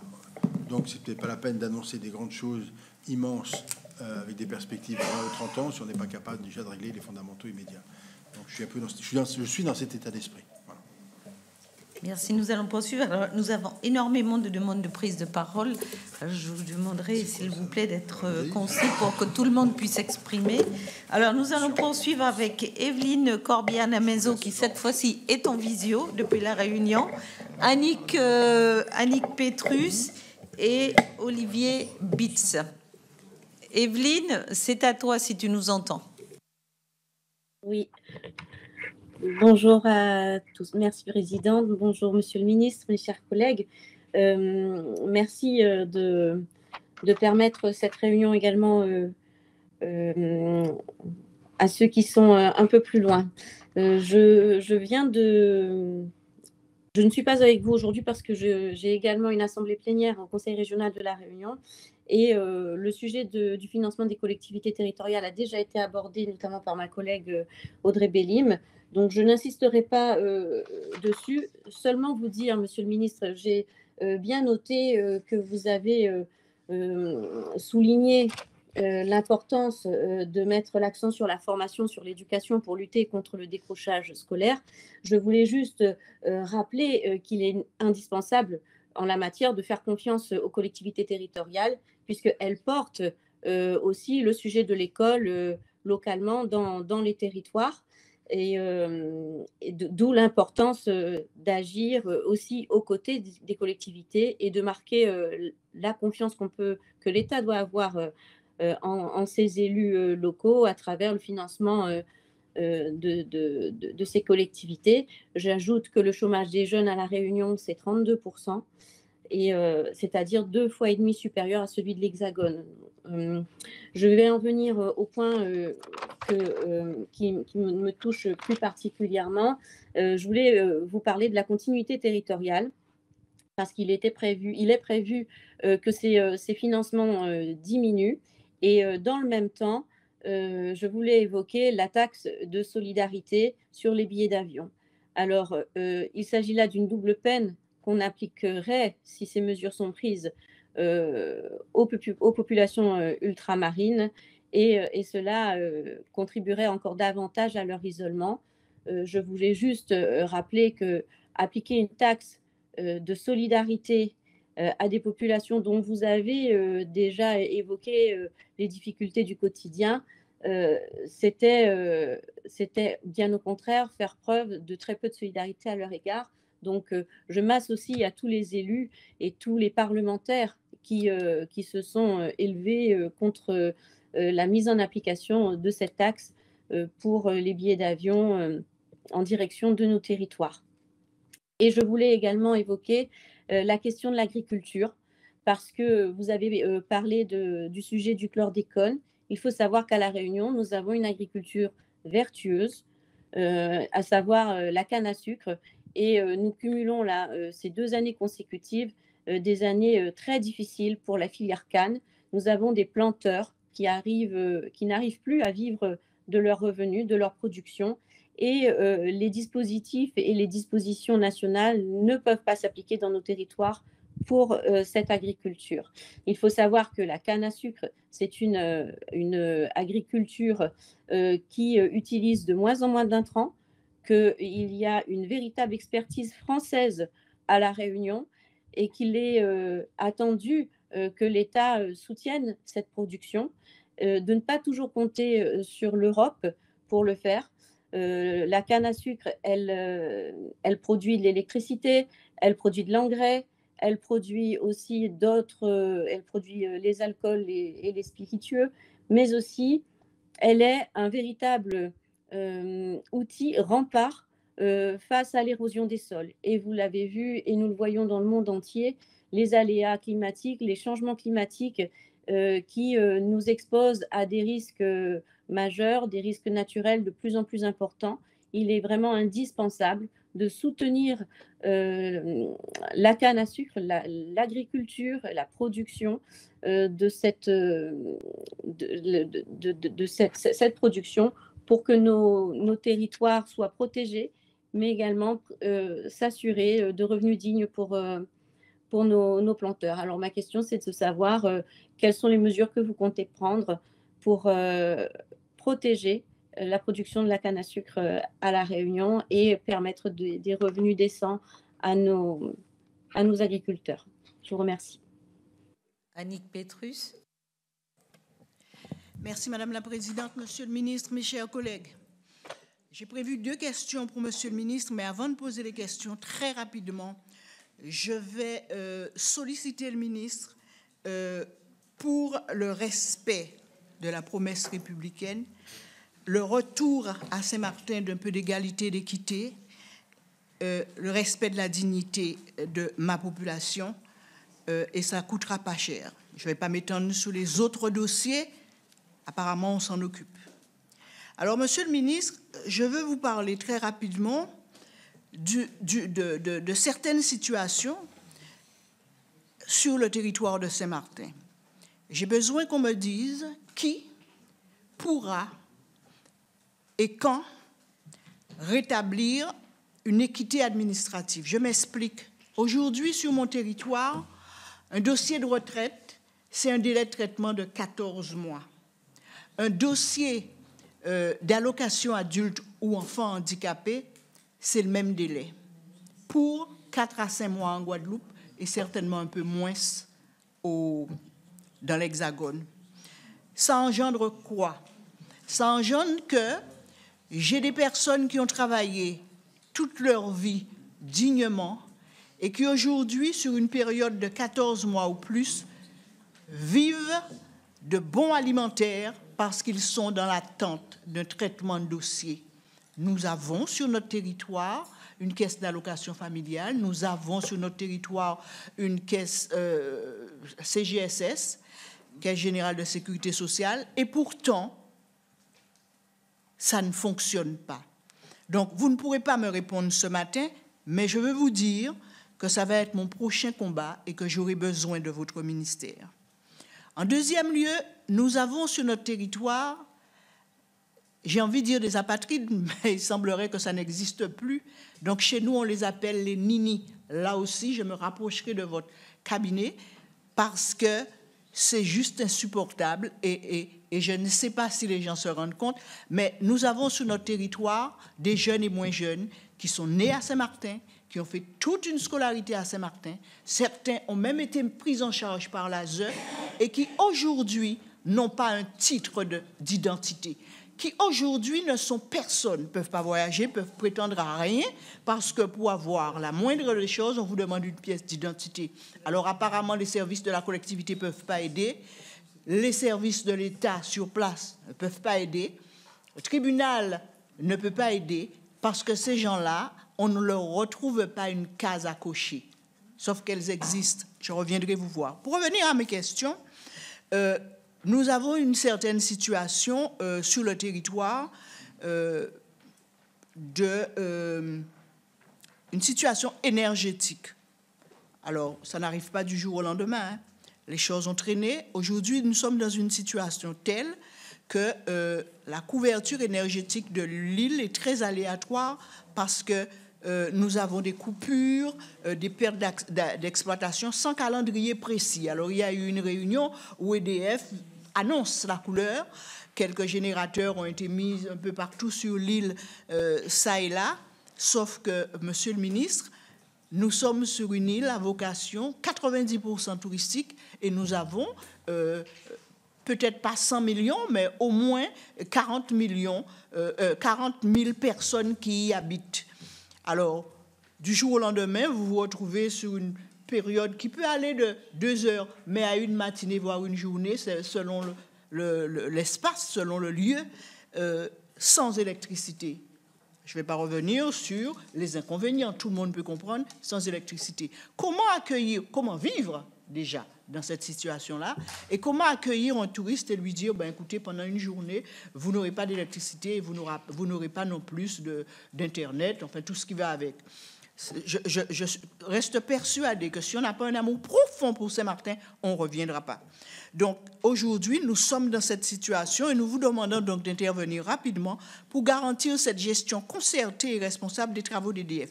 Ma deuxième question, c'est, j'ai du mal à expliquer depuis 4 ans à ma population pourquoi, à Saint-Martin, nous avons un taux en ce qui concerne l'incitation fiscale, qui est de 45,9%, alors que tous les autres territoires d'outre-mer, et principalement ceux qui sont dans le bassin atlantique, Guadeloupe, nos voisins, ont un taux de 53,55%. Alors moi, j'ai posé la question 4 ans, je la reposerai cette année.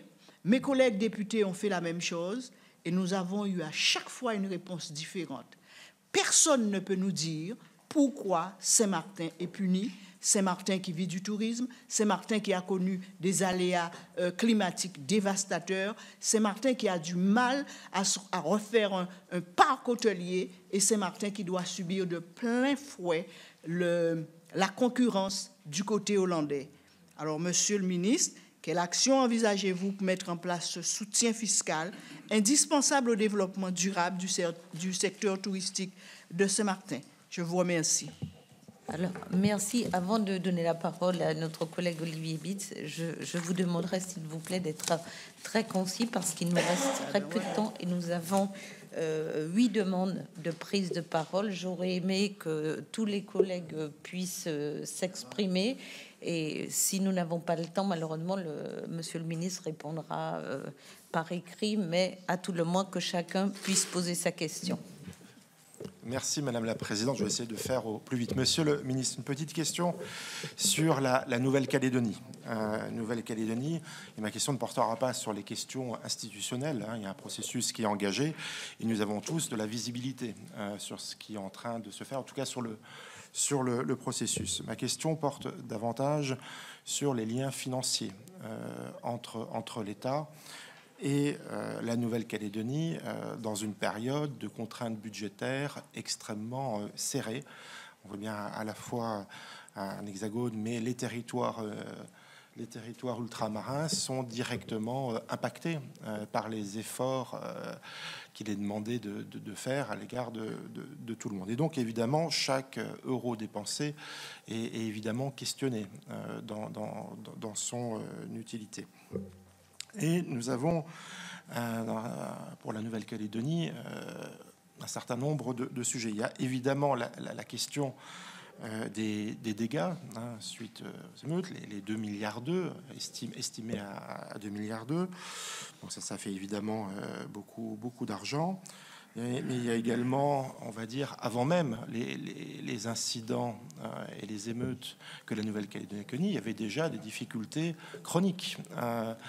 On peut aborder les transferts financiers réalisés chaque année et on peut interroger l'efficacité de la dépense publique, puisqu'effectivement, par rapport à la somme engagée, finalement, c'est ce que vous indiquez dans votre propos préliminaire, effectivement, on peut s'interroger sur ce qui est réellement réalisé et il reste la question des déficits chroniques des régimes sociaux qui datent de bien avant les émeutes. Et donc, en tout, je crois que le comité interinstitutionnel demande plus de 5 milliards d'euros, c'est-à-dire globalement l'effort qui est demandé aux collectivités locales françaises à l'échelle nationale. Moi, je souhaiterais savoir comment vous voyez cette question, vraiment à la fois sur la question des dégâts suite aux émeutes, mais sur les liens permanents, on va dire, à la situation. Et est-ce qu'il n'est pas temps d'avoir aussi un pacte financier avec la Nouvelle-Calédonie qui permettrait aussi d'avancer, parce qu'on est sur un territoire qui est extrêmement autonome, il ne s'agit surtout pas de remettre ça en question, mais on ne peut pas non plus faire porter systématiquement la contrainte sur le contribuable national. Donc comment voyez-vous les choses, et que ma question soit bien comprise, évidemment que la Nouvelle-Calédonie a besoin du soutien de la France, a besoin du soutien de l'État, mais dans une période aussi difficile financièrement pour tout le monde, il faut quand même que nous sachions où nous allions et quels sont les engagements en matière de réforme, de gestion d'un certain nombre de régimes, quelles sont ces réformes que nous sommes en droit d'attendre en contrepartie d'un soutien financier. Je vais essayer de répondre rapidement, peut-être de façon un peu télégraphique, pour vous permettre de tenir le temps. En ce qui concerne, pour Madame la sénatrice Corbière Daminzo, qui était en visio, je ne sais pas si elle me voit ou elle ne me voit pas. Si elle ne me voit pas, c'est pas grave, et sûrement elle entend.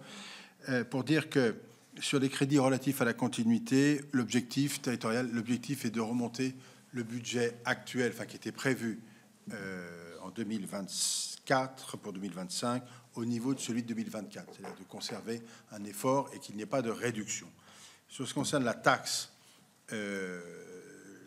l'outre-mer est actuellement assimilé effectivement aux vols intérieurs en Europe, puisque, voilà, donc les discussions sont en cours actuellement pour considérer la particularité de cette situation, avec, si on n'y arrive pas, de toute façon, le fait que le ministère sur son budget, le moment venu, s'il y avait des difficultés, aiderait toutes les personnes qui relèvent de l'ADOM à pouvoir faire face à cette augmentation potentielle, en clair des publics qui sont visés, et donc on compenserait immédiatement cette possible augmentation. Mais l'objectif, c'est la négociation pour sortir du périmètre européen, entre guillemets, pour faire les choses très très simples.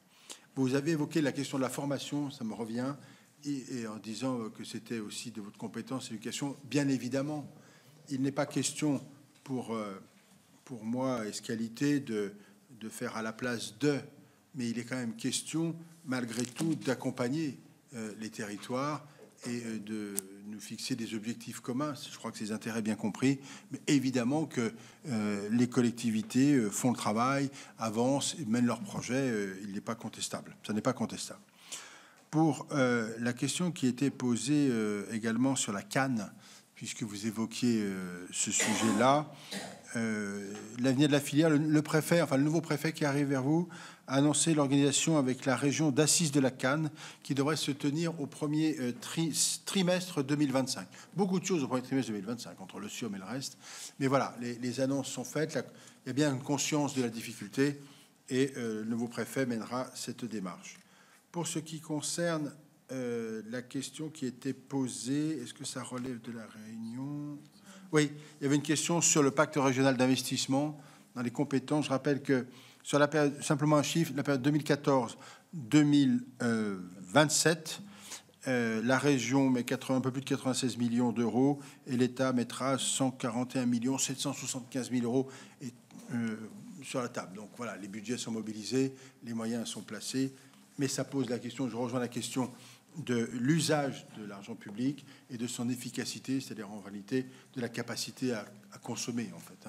Il y a une question, de mon avis, d'ingénierie qui est très importante, qui est différente selon les territoires, il n'y a rien d'égal là-dedans, mais que la volonté est plutôt pour nous d'accompagner les collectivités et les territoires à optimiser la consommation de leur crédit. C'est un paradoxe que de dire ça, mais c'est un vrai sujet, vrai sujet.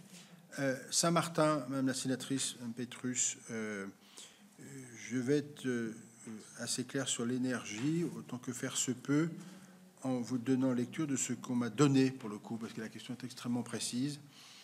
Le territoire exerce la compétence énergie. Cette compétence est encadrée en contrepartie du maintien de la péréquation, le dispositif permettant de faire lisser les surcoûts de l'énergie outre-mer sur l'ensemble des usagers au niveau national, par une convention qui prévoit de recueillir l'avis du ministre en charge de l'énergie. Très bien.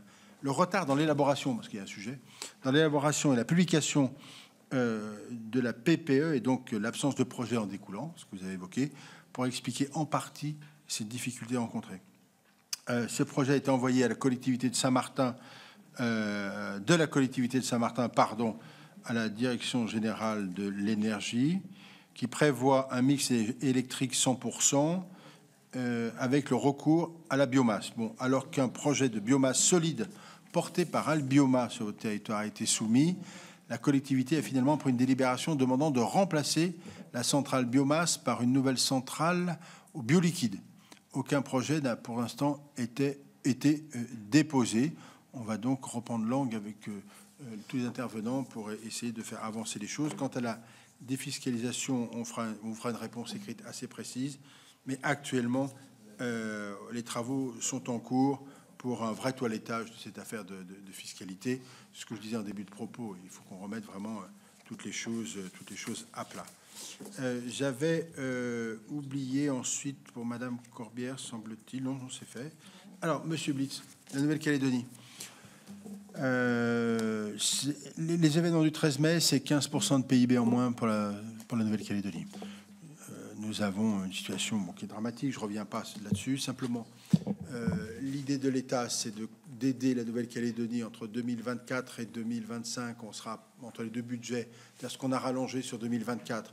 Il y avait les 400 millions d'euros qui ont été décaissés avant le mois de septembre. Il y a 230 millions d'euros supplémentaires qui ont été décidés quand je suis allé sur place, qui tiennent dans le détail à la reconstruction des bâtiments scolaires, des bâtiments publics, qui tiennent au chômage partiel prolongé jusqu'à la fin de l'année, qui tiennent aux aides directes aux collectivités. Très bien.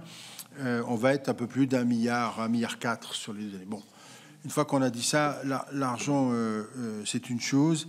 La capacité à ce qu'on ne soit pas non plus le tonneau des Danaïdes et qu'on trouve une forme de contractualisation avec, c'est ce que j'ai compris d'autres questions, une contractualisation avec le gouvernement est en cours. La mission qui se déplace dans le cadre de la reconstruction économique de la Nouvelle-Calédonie va travailler à ce sujet-là avec le gouvernement de Nouvelle-Calédonie, le président Mapou évidemment, le Congrès évidemment. Il y a des propositions qui sont faites par le fameux groupe transpartisan d'une part qui est issu du Congrès et des propositions qui sont faites à travers un plan du gouvernement par le président Mapou qui doit en principe venir à Paris bientôt.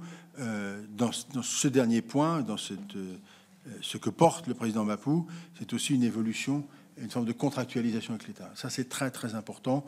Il faut qu'on travaille ensemble de façon à ce que l'argent public soit efficient et que ce soit efficace. Et je mets à part la discussion sur le nickel, qui est elle-même fondamentale. Il n'y a pas d'avenir en Nouvelle-Calédonie si on n'est pas capable de relancer la filière nickel. Je rappelle que l'usine du Nord est fermée. Je rappelle que celle de Thio est fermée. Et je rappelle que la SCN au Sud ne fonctionne pas en pleine capacité plutôt. Donc c'est un ensemble, c'est ça qu'il faut arriver à construire. Mais je partage, c'est bien la volonté du gouvernement de dire on contractualise et chacun s'engage et chacun est responsable. Alors nous allons terminer par une salve de questions puisqu'il nous reste 6 questions. Je vais commencer donc dans l'ordre par Saïd Omar Ouali, ensuite Viviane Mallet en visio, Dominique Théophile en visio, Lana Tetuani en visio, Jacqueline Eustache-Brignot et enfin nous terminerons avec Akli Melouli. Donc, excusez-nous, on n'avait pas vu. Alors, Georges Patient et Victorin Lurel, mais malheureusement, il est déjà 10h15, donc Monsieur le ministre, vous allez répondre très certainement. Donc, vas-y. Merci, Madame la Présidente. Monsieur, je suis là. Merci, Monsieur le ministre.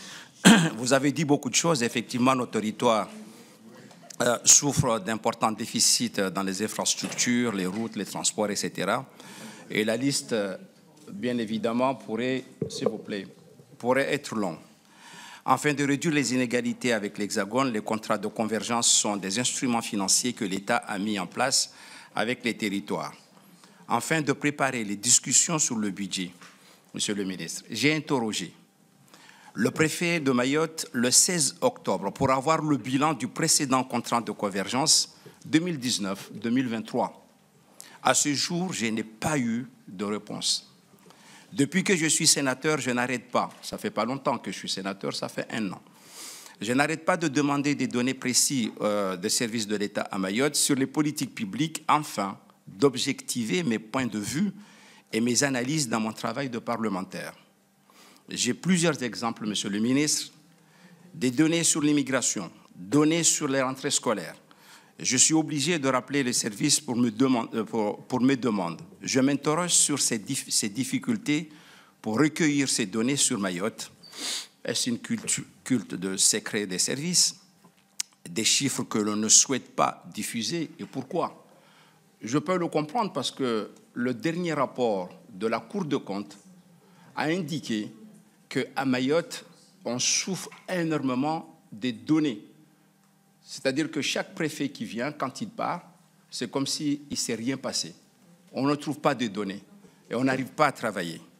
Je souhaite avoir ces données, Monsieur le ministre, sur la mise en œuvre des politiques contractuelles dans le cadre du budget budgétaire, afin de répondre concrètement aux objectifs des ministres sur ce que vous avez toujours dit, la consommation des crédits, la sous-consommation des crédits affectés en Outre-mer. Voilà. Merci. Viviane Mallet.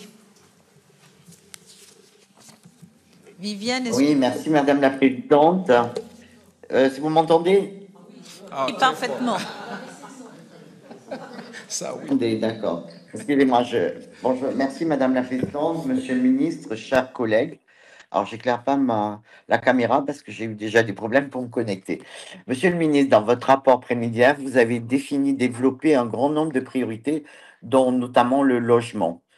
Et le constat est véritablement édifiant. Tous les crédits de la LBU n'ont pas été consommés lors des dernières années, alors que les besoins sont criants, et malgré le long feuilleton, comme vous l'avez dit, PLOM 1 et PLOM 2. Alors, je partage votre point de vue selon lequel il est inacceptable d'attendre 5 ans pour qu'un projet de construction de logement devienne réalité en Outre-mer, alors que même les principaux freins sont connus.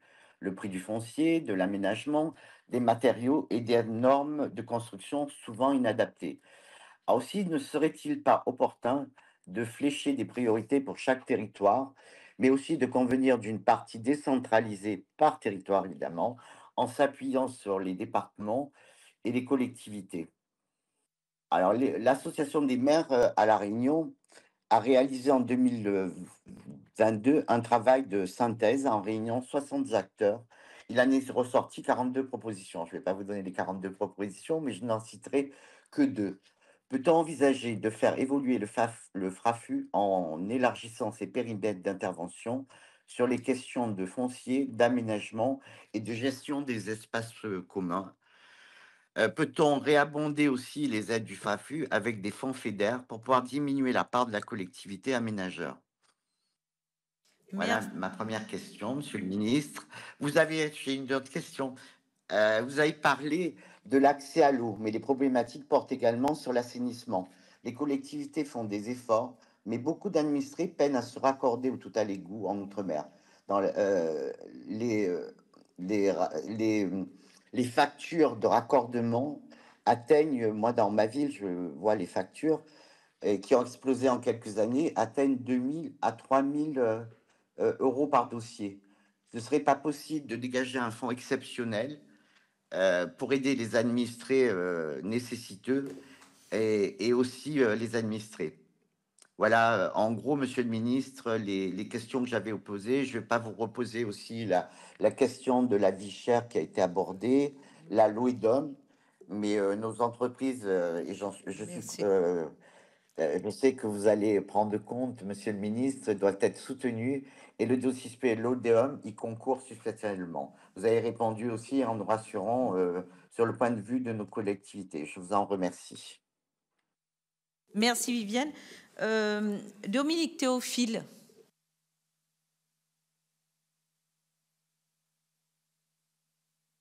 Dominique, tu nous entends? On passera à Lana Tetouani. Lana, tu nous... C'est bon. Oui, bonjour Madame la Présidente.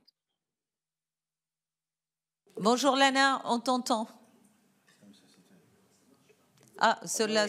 Bonjour Monsieur le Ministre, Madame la Présidente, chers collègues Yorana, il est 23 heures en Polynésie française, c'est l'heure de dormir, mais Yorana à tous, Monsieur le Ministre, bravo pour vos propos en début de votre exposé. Je vous applaudis, mais j'entends mes collègues. Bien sûr que la solidarité ultramarine sera bien là pendant la discussion sur le budget. Mais la vraie question que je me pose à l'heure où on nous a tous dit depuis 2 mois que il n'y a plus d'argent dans les caisses, il va falloir faire des économies. La vraie question que je vous pose, est-ce qu'en 1 heure, Madame la Présidente, on peut poser toutes les questions qu'on veut pour une période de 3 ans? Ça n'engage que moi, ce que je viens de dire. Deuxième chose, le Pacifique, chers collègues, on entend bien sûr le sujet assez urgent, pour ne pas dire extrêmement épineux, qu'est la Nouvelle-Calédonie, Wallis et Futuna, et puis la Polynésie française. Moi, en tout cas, Teva peut-être serait d'accord avec moi à dire que on a pu peut-être sauver les meubles pour la Polynésie, je veux dire, hormis 2 lignes que je ne retrouve pas. Il s'agit des contrats de convergence où des AE sont bien là, mais les CP, c'est une case blanche, monsieur le ministre. Et la deuxième question que je vous pose, il va falloir prévoir le soutien, votre soutien, monsieur le ministre, pour le prolongement du délai dans la loi Mourin, demandé par le CIVEN et l'ensemble des associations pour permettre aux ayants droit des victimes des maladies radio-induites, un délai qui prend fin là, 31 décembre 2024, on demande un prolongement de 3 ans. Voilà tout simplement mes 2 questions à cette heure tardive ici en Polynésie, mais rassurez-vous qu'on reviendra à la charge au moment dans l'hémicycle. Merci bien. Merci, Lana. Je vais donner la parole à Jacqueline Eustache-Brignot. Je vais être très très bref, je vous le promets. Monsieur le ministre, d'abord, je suis ravie de vous retrouver aujourd'hui. Juste pour vous dire que vous êtes là depuis 1 mois et demi. On ne va pas vous demander en 1 mois et demi de régler les sujets fondamentaux pour nos territoires ultramarins qui n'ont peut-être pas été abordés depuis tant d'années. Et vous faites un constat clair, objectif. Et en tout cas, à titre personnel, je connais votre attachement à ce territoire et je pense qu'on peut vous faire confiance pour qu'on puisse trouver des solutions. Alors, vous avez dit une phrase importante tout à l'heure. Vous avez dit que ces territoires ont un potentiel considérable et qu'il faut les structurer. Et c'est ça le sujet majeur. Je pense que moi, je suis élu évidemment d'Île-de-France. Je sais que quand des élus mettent 2 ou 3 mois à avoir des réponses de l'État sur certains sujets, je pense que dans les territoires ultramarins, ça doit être 3 fois pire.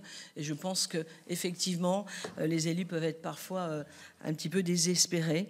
Et vous avez des mots importants et des collègues, au-delà de nos divergences politiques, ont tous constaté les choses qu'il faut effectivement faire ensemble, j'ai envie de dire, et travailler sur la construction. Je pense que c'est le seul moyen d'y arriver pour décloisonner les choses. Alors moi, nous rentrons d'une mission en Polynésie, un certain nombre de sénateurs qui sont ici. Je voudrais attirer votre attention sur un sujet qui n'est évidemment pas ni économique, ni lié au développement, mais qui nous inquiète en Polynésie, et parce que c'est un sujet majeur aussi pour que les habitants des territoires ultramarins vivent dans la paix, c'est les problèmes de sécurité. Évidemment, la Polynésie n'est pas un territoire particulièrement compliqué, ça c'est sûr, on l'a vu, on l'a constaté. Mais il y a un début de trafic de drogue en Polynésie qu'il ne faut pas sous-estimer, Monsieur le Ministre. C'est le trafic de la drogue qui s'appelle Ice, qui est vraiment un vrai sujet. On nous en a parlé partout en Polynésie. Et je pense qu'il faut être sensible à ce sujet. C'est l'équivalent du crack. On voit le crack sur le territoire en métropole, les dégâts que ça fait. La Polynésie est inquiète sur ces narcotrafiquants qui viennent d'Amérique du Sud, qui ont comme objectif d'aller en Australie, en Nouvelle-Zélande principalement, mais ils passent par la Polynésie. Et je pense qu'il ne faut pas le sous-estimer. Le directeur des douanes nous en a parlé, tous les élus nous en ont parlé. Voilà, la sécurité aussi, c'est aussi une manière de régler un certain nombre de choses pour que nos habitants qui habitent, les Français qui habitent dans ces territoires du bout du monde puissent vivre tranquillement. Voilà, c'est tout ce que je voulais vous dire, Monsieur le Ministre. Akli Melouli. Oui, merci. Merci, Monsieur le ministre. Alors, moi, juste deux mots. Je pense que déjà, effectivement, qu'il y a un ministre de l'exercice rattaché au Premier ministre, c'est un signal fort qui est donné à nos territoires et départements d'outre-mer. Mais il ne faudrait pas que ça reste qu'un signal. Il faut que ça prenne du sens et que ça donne du sens dans la vie des gens. Vous avez pointé un certain nombre d'éléments.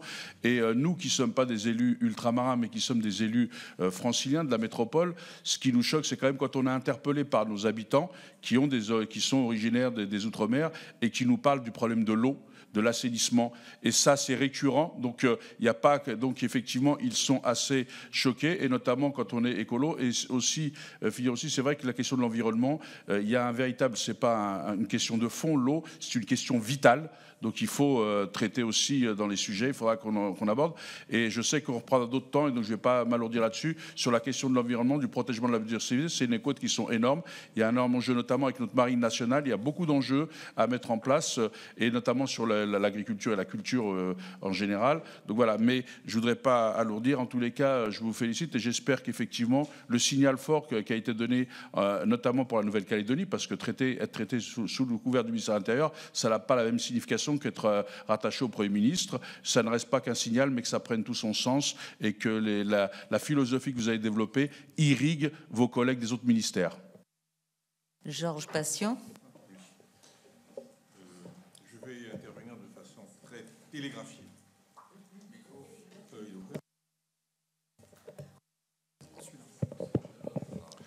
Oui, je disais que j'allais intervenir de façon très télégraphiée. Le budget d'abord. Avec mon collègue Foissin, rapporteur spécial de la Commission des Finances. Nous allons le présenter à la Commission à 13h30, mais nous allons demander le rejet de ce budget. Bon, on vous en a déjà plus ou moins parlé.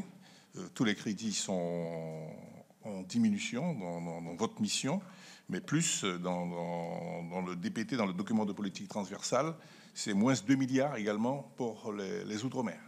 Dans ce contexte de crise, on ne peut accepter ça et approuver un tel budget, même si finalement vous subissez la lettre plafond du précédent gouvernement. Concernant la Guyane, un malheureux qui meurt de faim auprès d'un trésor, un malheureux qui meurt de faim parce que 60% de la population vit en dessous du seuil de pauvreté, le PIB par habitant en Guyane est de 15 000 euros quand il est de 60 000 euros dans l'île de France. Auprès d'un trésor, vous le savez, la Guyane regorge de toutes les ressources possibles. Ressources pétrolières, je vous en ai parlé mardi lors d'une question orale. Ressources minières avec de l'or, mais avec des conditions difficilement acceptables par les orpailleurs légaux, mais dont font fi les orpailleurs illégaux qui sortent quasiment chaque année 800 millions de Guyane. Les ressources halieutiques qui sont également pillées par des chalutiers brésiliens. D'ailleurs, il y en a un qui vient d'être arrêté avec 17 tonnes de poissons. Ressources forestières, on ne peut rien faire dans la forêt parce que bon, il y a l'ONF qui veille plus qu'il ne devrait le faire. Donc, autant de conditions qui font que nous ne réclamons pas, nous, particulièrement, davantage de transferts publics dans la mesure où on sait qu'ils vont se raréfier dans les années à venir. Ce que nous voulons, c'est qu'on nous libère de toutes les contraintes qui nous entravent dans l'exploitation de nos propres ressources. Et puis également que vous rouvrez la discussion sur la question statutaire de la Guyane. Victorin Lurel. Merci Madame la Présidente, Monsieur le Ministre. J'aimerais tellement vous dire des choses bienveillantes et ne pas vous faire de peine. Mais j'avoue que j'aurais du mal à faire l'exercice. Vous avez exposé une feuille de route avec beaucoup de priorités. Moi, j'en retiens 4 grandes priorités. D'abord, votre mission budgétaire, à le faire voter. La Nouvelle-Calédonie, la vie chère et les problèmes de sécurité dans tous les Outre-mer. Il y a là, on ne va pas entrer dans les détails. Sur le budget, Monsieur le Ministre, quand même, vous nous prenez 471 millions sur le 123. Vous prenez 314 millions en CP. Ensuite, c'est ce qui est plus grave, ce que dit Georges. Je prends les PAP, le projet annuel de performance. En 2027, le pire est à venir, Monsieur le Ministre. C'est pas en 2025, mais en 2026, 2027, on aura à subir. Nous sommes aujourd'hui à 3 milliards, disons 200 millions. En 2027, on sera à 2,6 milliards. Les CP, nous sommes aujourd'hui à 2,8 milliards. Je ne parle pas des annulations et tout ça. nous serons à 2,5 milliards. On a 3 années de diète et, disons-le, on n'aime pas le mot, mais c'est austéritaire. Et ça ne tient pas compte des réalités, des contraintes, des différences. Bon, je vous demande à nous rendre ce budget acceptable. Vous avez une chance. Vous êtes ministre, c'est une innovation pour nous, placé auprès du Premier ministre. Et c'est le Premier ministre, le gouvernement qui est le patron. Et vous avez raison, le Sénat prend une place importante. Donc on peut peser sans pour autant refuser de participer à l'effort de redressement national. Je pense que vous pouvez faire ça, d'autant plus que le président Larcher vient de lancer une belle initiative que nous avons tous, de manière transpartisane, approuvée. Il y avait une première que vous conduisiez, vous avez écarté les Outre-mer sur l'aspect institutionnel, je le regrette. Je crois que Letchimy et d'autres ont dit de ne pas fermer ce dossier, quel que soit l'évolution institutionnelle, statutaire, tout ce qu'on veut. Ce sont des sujets importants qu'il ne faut pas écarter, même si je peux comprendre une hiérarchisation des priorités qui serait la vôtre. Vous avez une faiblesse, nous aussi. Moi, je dis c'est pas 3 ans, comme dit Lana. En juin, le président de la République peut dissoudre. Nous avons en temps utile 8 mois. Ça veut dire il faut faire très très vite. Et là, vous avez peut-être le consensus qu'on peut trouver. Et là, il y a vraiment des choses à faire. Troisième priorité, Nouvelle-Calédonie, ok, vous travaillez, on vous suit, on vous soutient. La vie chère, vous avez fait une proposition par amendement gouvernemental, c'est bien, mais on a écarté la Réunion. La situation de la Guyane et de Mayotte n'est pas tout à fait évoquée parce qu'ils n'ont pas de TVA. Nous demandons à approfondir. Moi, j'ai fait une proposition de loi qui est en ligne. Notre président conduit avec, sous l'autorité du président Larcher, un truc transpartisan, je dis ça comme ça. On peut donner, si je veux dire, accompagner votre feuille de route et vous donner des éléments parce qu'on a tous réfléchi. Moi, je dépose encore ce matin, de manière très structurée, sur le droit de la concurrence et la régulation de l'économie et la lutte contre la vie chère. Je suis inépuisable sur le sujet. Donc, il faut aller plus loin et je m'arrête là sur l'octroi de mer. Vous avez raison de différer cette réforme-là. Et je vous demande de ne pas vous présenter, mais vous avez déjà pris des engagements. L'article 6 est calamiteux et c'est désastreux. Bon, merci, chers collègues. Donc, je vais laisser la parole au ministre et puis je vais conclure. Madame la Présidente, je fais très vite parce que je sais que votre temps est compté. Et que par ailleurs, je ferai une réponse globale, c'est plus simple, peut-être pas tout à fait complète, mais on pourra y revenir, simplement pour dire que sur Mayotte, si vous êtes là, que le sénateur, je vais regarder ce qu'il en est exactement. Moi, je suis pour la transparence des chiffres. Pas d'action politique possible sérieuse si on n'a pas la vérité des prix, hein, si je puis dire. Donc, je vais regarder ça, et puis dès qu'on peut le faire, ça fonctionne. Je le fais. Ma sénatrice, Madame Mallet, pardon. Sur les problématiques de logement, on renvoie sur le PLOM 3 et de toute façon il y aura une consultation des élus locaux. Les problématiques que vous avez évoquées qui bloquent, on les connaît, il faut les lever, il n'y a pas de difficulté, mais simplement par exemple en matière de logement, effectivement sur la LBU les autorisations d'engagement sont engagées mais les crédits de paiement ne sont pas consommés. Et quand on regarde, c'est parce que les dossiers ne sont pas complets, il y a toujours une difficulté qui vient là au milieu. Donc attention au regard qu'on porte sur le simple chiffre, il y a d'autres réalités. Mais ça, on va s'en occuper, parce que moi, je ne veux pas qu'on n'avance pas sur ce point-là. Pour la Polynésie, je dis Yaorana à Lana Tetuani, et je lui dis Maruru pour sa question. Peut-être pour lui dire que le Pacifique sera évidemment dans le SIOM, ça c'est nouveau, parce que ce n'était pas le cas. Donc on va intégrer le Pacifique dans le SIOM. Et pour ce qui concerne les victimes sur les essais nucléaires, oui, on prolonge d'1 an la capacité pour déposer les dossiers. Je le dis également à Teva Rofrigici, on prolonge d'1 an. Donc pas de difficulté là-dessus. Et en fait, c'est la mission de aller vers qui doit être prolongée. Et ça, ce sera fait. Il n'y a pas de difficulté particulière. La question de l'assainissement du collègue Meloui et puis Madame Mallet, oui, il y a beaucoup d'argent, mais je ne vais pas rentrer dans le détail. Cela dit, il faut que ça avance au même titre que l'eau. Enfin, ce sont des fondamentaux et on ne peut pas perdre de temps là-dessus. Georges Patient, le sénateur Patient, sur la Guyane, aucun sujet n'est fermé. Vous m'avez interrogé l'autre jour. Mais si je réponds hors compte-rendu, si vous me le permettez, et si je coupe...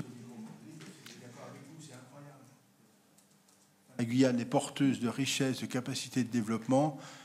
C'est tout juste si on ne se met pas des boulets aux pieds. Alors, il y a des raisons, il y a des sujets. Tout n'est pas à rejeter. Mais quand même, il doit y avoir des marges de progrès. On doit pouvoir y arriver. Enfin, c'est quand même. Moi, je suis assez surpris de ce que je vous découvre, hein, pour être très franc. Voilà. Donc, je vous en dis pas plus, mais je vous en dirai plus dans les couloirs, si vous voulez. Mais je vous en dis pas plus pour l'instant. Et puis enfin, il me reste, oui, sur le Pacifique, Jacqueline Eustache-Brinio, sur la sécurité, sujet majeur de tous nos outre-mer, protection de nos territoires et de leurs accès. Hein, là, le sujet, il est maritime, principalement. Et donc, gros efforts. Mais ça, on est en discussion avec le ministre de l'Intérieur pour optimiser les moyens. Et il me semble que j'ai oublié... Et le président Lurel, sénateur... Oui, alors le budget. Oui, oui. Le budget, si, un mot quand même, parce que ça, c'est important. Moi, je ne désespère pas que les choses évoluent, y compris dans les temps extrêmement courts. Je vais essayer de revenir au niveau de 2024. Je vais tout faire pour ça. Donc, les heures qui arrivent, les jours qui arrivent sont pour ça, ce qui me permet peut-être de ne pas désespérer d'un vote positif sur l'outre-mer, si j'y arrive, naturellement. Merci, Monsieur le Ministre. Donc, avant de suspendre la séance, j'ai bien noté que vous vous appuyez sur les travaux de cette délégation. Je souligne que ces travaux sont des travaux transpartisans, que les rapports ont toujours été adoptés à l'unanimité, donc ce qui montre qu'il y a un consensuel et que nous travaillons sur tous les territoires. Concernant les normes RUP, je suis vraiment très très attachée à la problématique normative et nous avons lancé un travail avec la Commission des affaires économiques et que je compte sur vous pour pouvoir soutenir ces travaux avec un message fort au sein de la Commission européenne. Enfin, vous avez évoqué l'idée d'accompagner les collectivités. C'est un sujet qui est vraiment très très important, c'est ce dont elles ont besoin. S'il doit y avoir des réformes des charges sociales par ordonnance, c'est pour abaisser aussi le coût du travail sur les hauts salaires, pour désmicardiser le marché du travail et favoriser l'encadrement, puisqu'on a parlé tout à l'heure du manque d'ingénierie. Il faut donc améliorer le dispositif actuel. Les conditions de la compétitivité du coût du travail doivent aussi être préservées. Autrement, la régionalisation ne sera pas possible si le pouvoir d'achat reste étranglé. J'émets le vœu d'un changement en profondeur qui ne demande que de la volonté politique. Je l'ai bien senti dans votre intervention liminaire, mais je vais un peu taper du poing sur la table en disant qu'il faut qu'on arrête de poser de la rustine, qu'il faut qu'on arrête de régler les situations au coup par coup, surtout lorsque nous nous trouvons dans des difficultés dans les territoires, anticiper et engager de vraies réformes de fond. C'est ce dont les territoires ont besoin. Merci beaucoup, Monsieur le Ministre. Merci.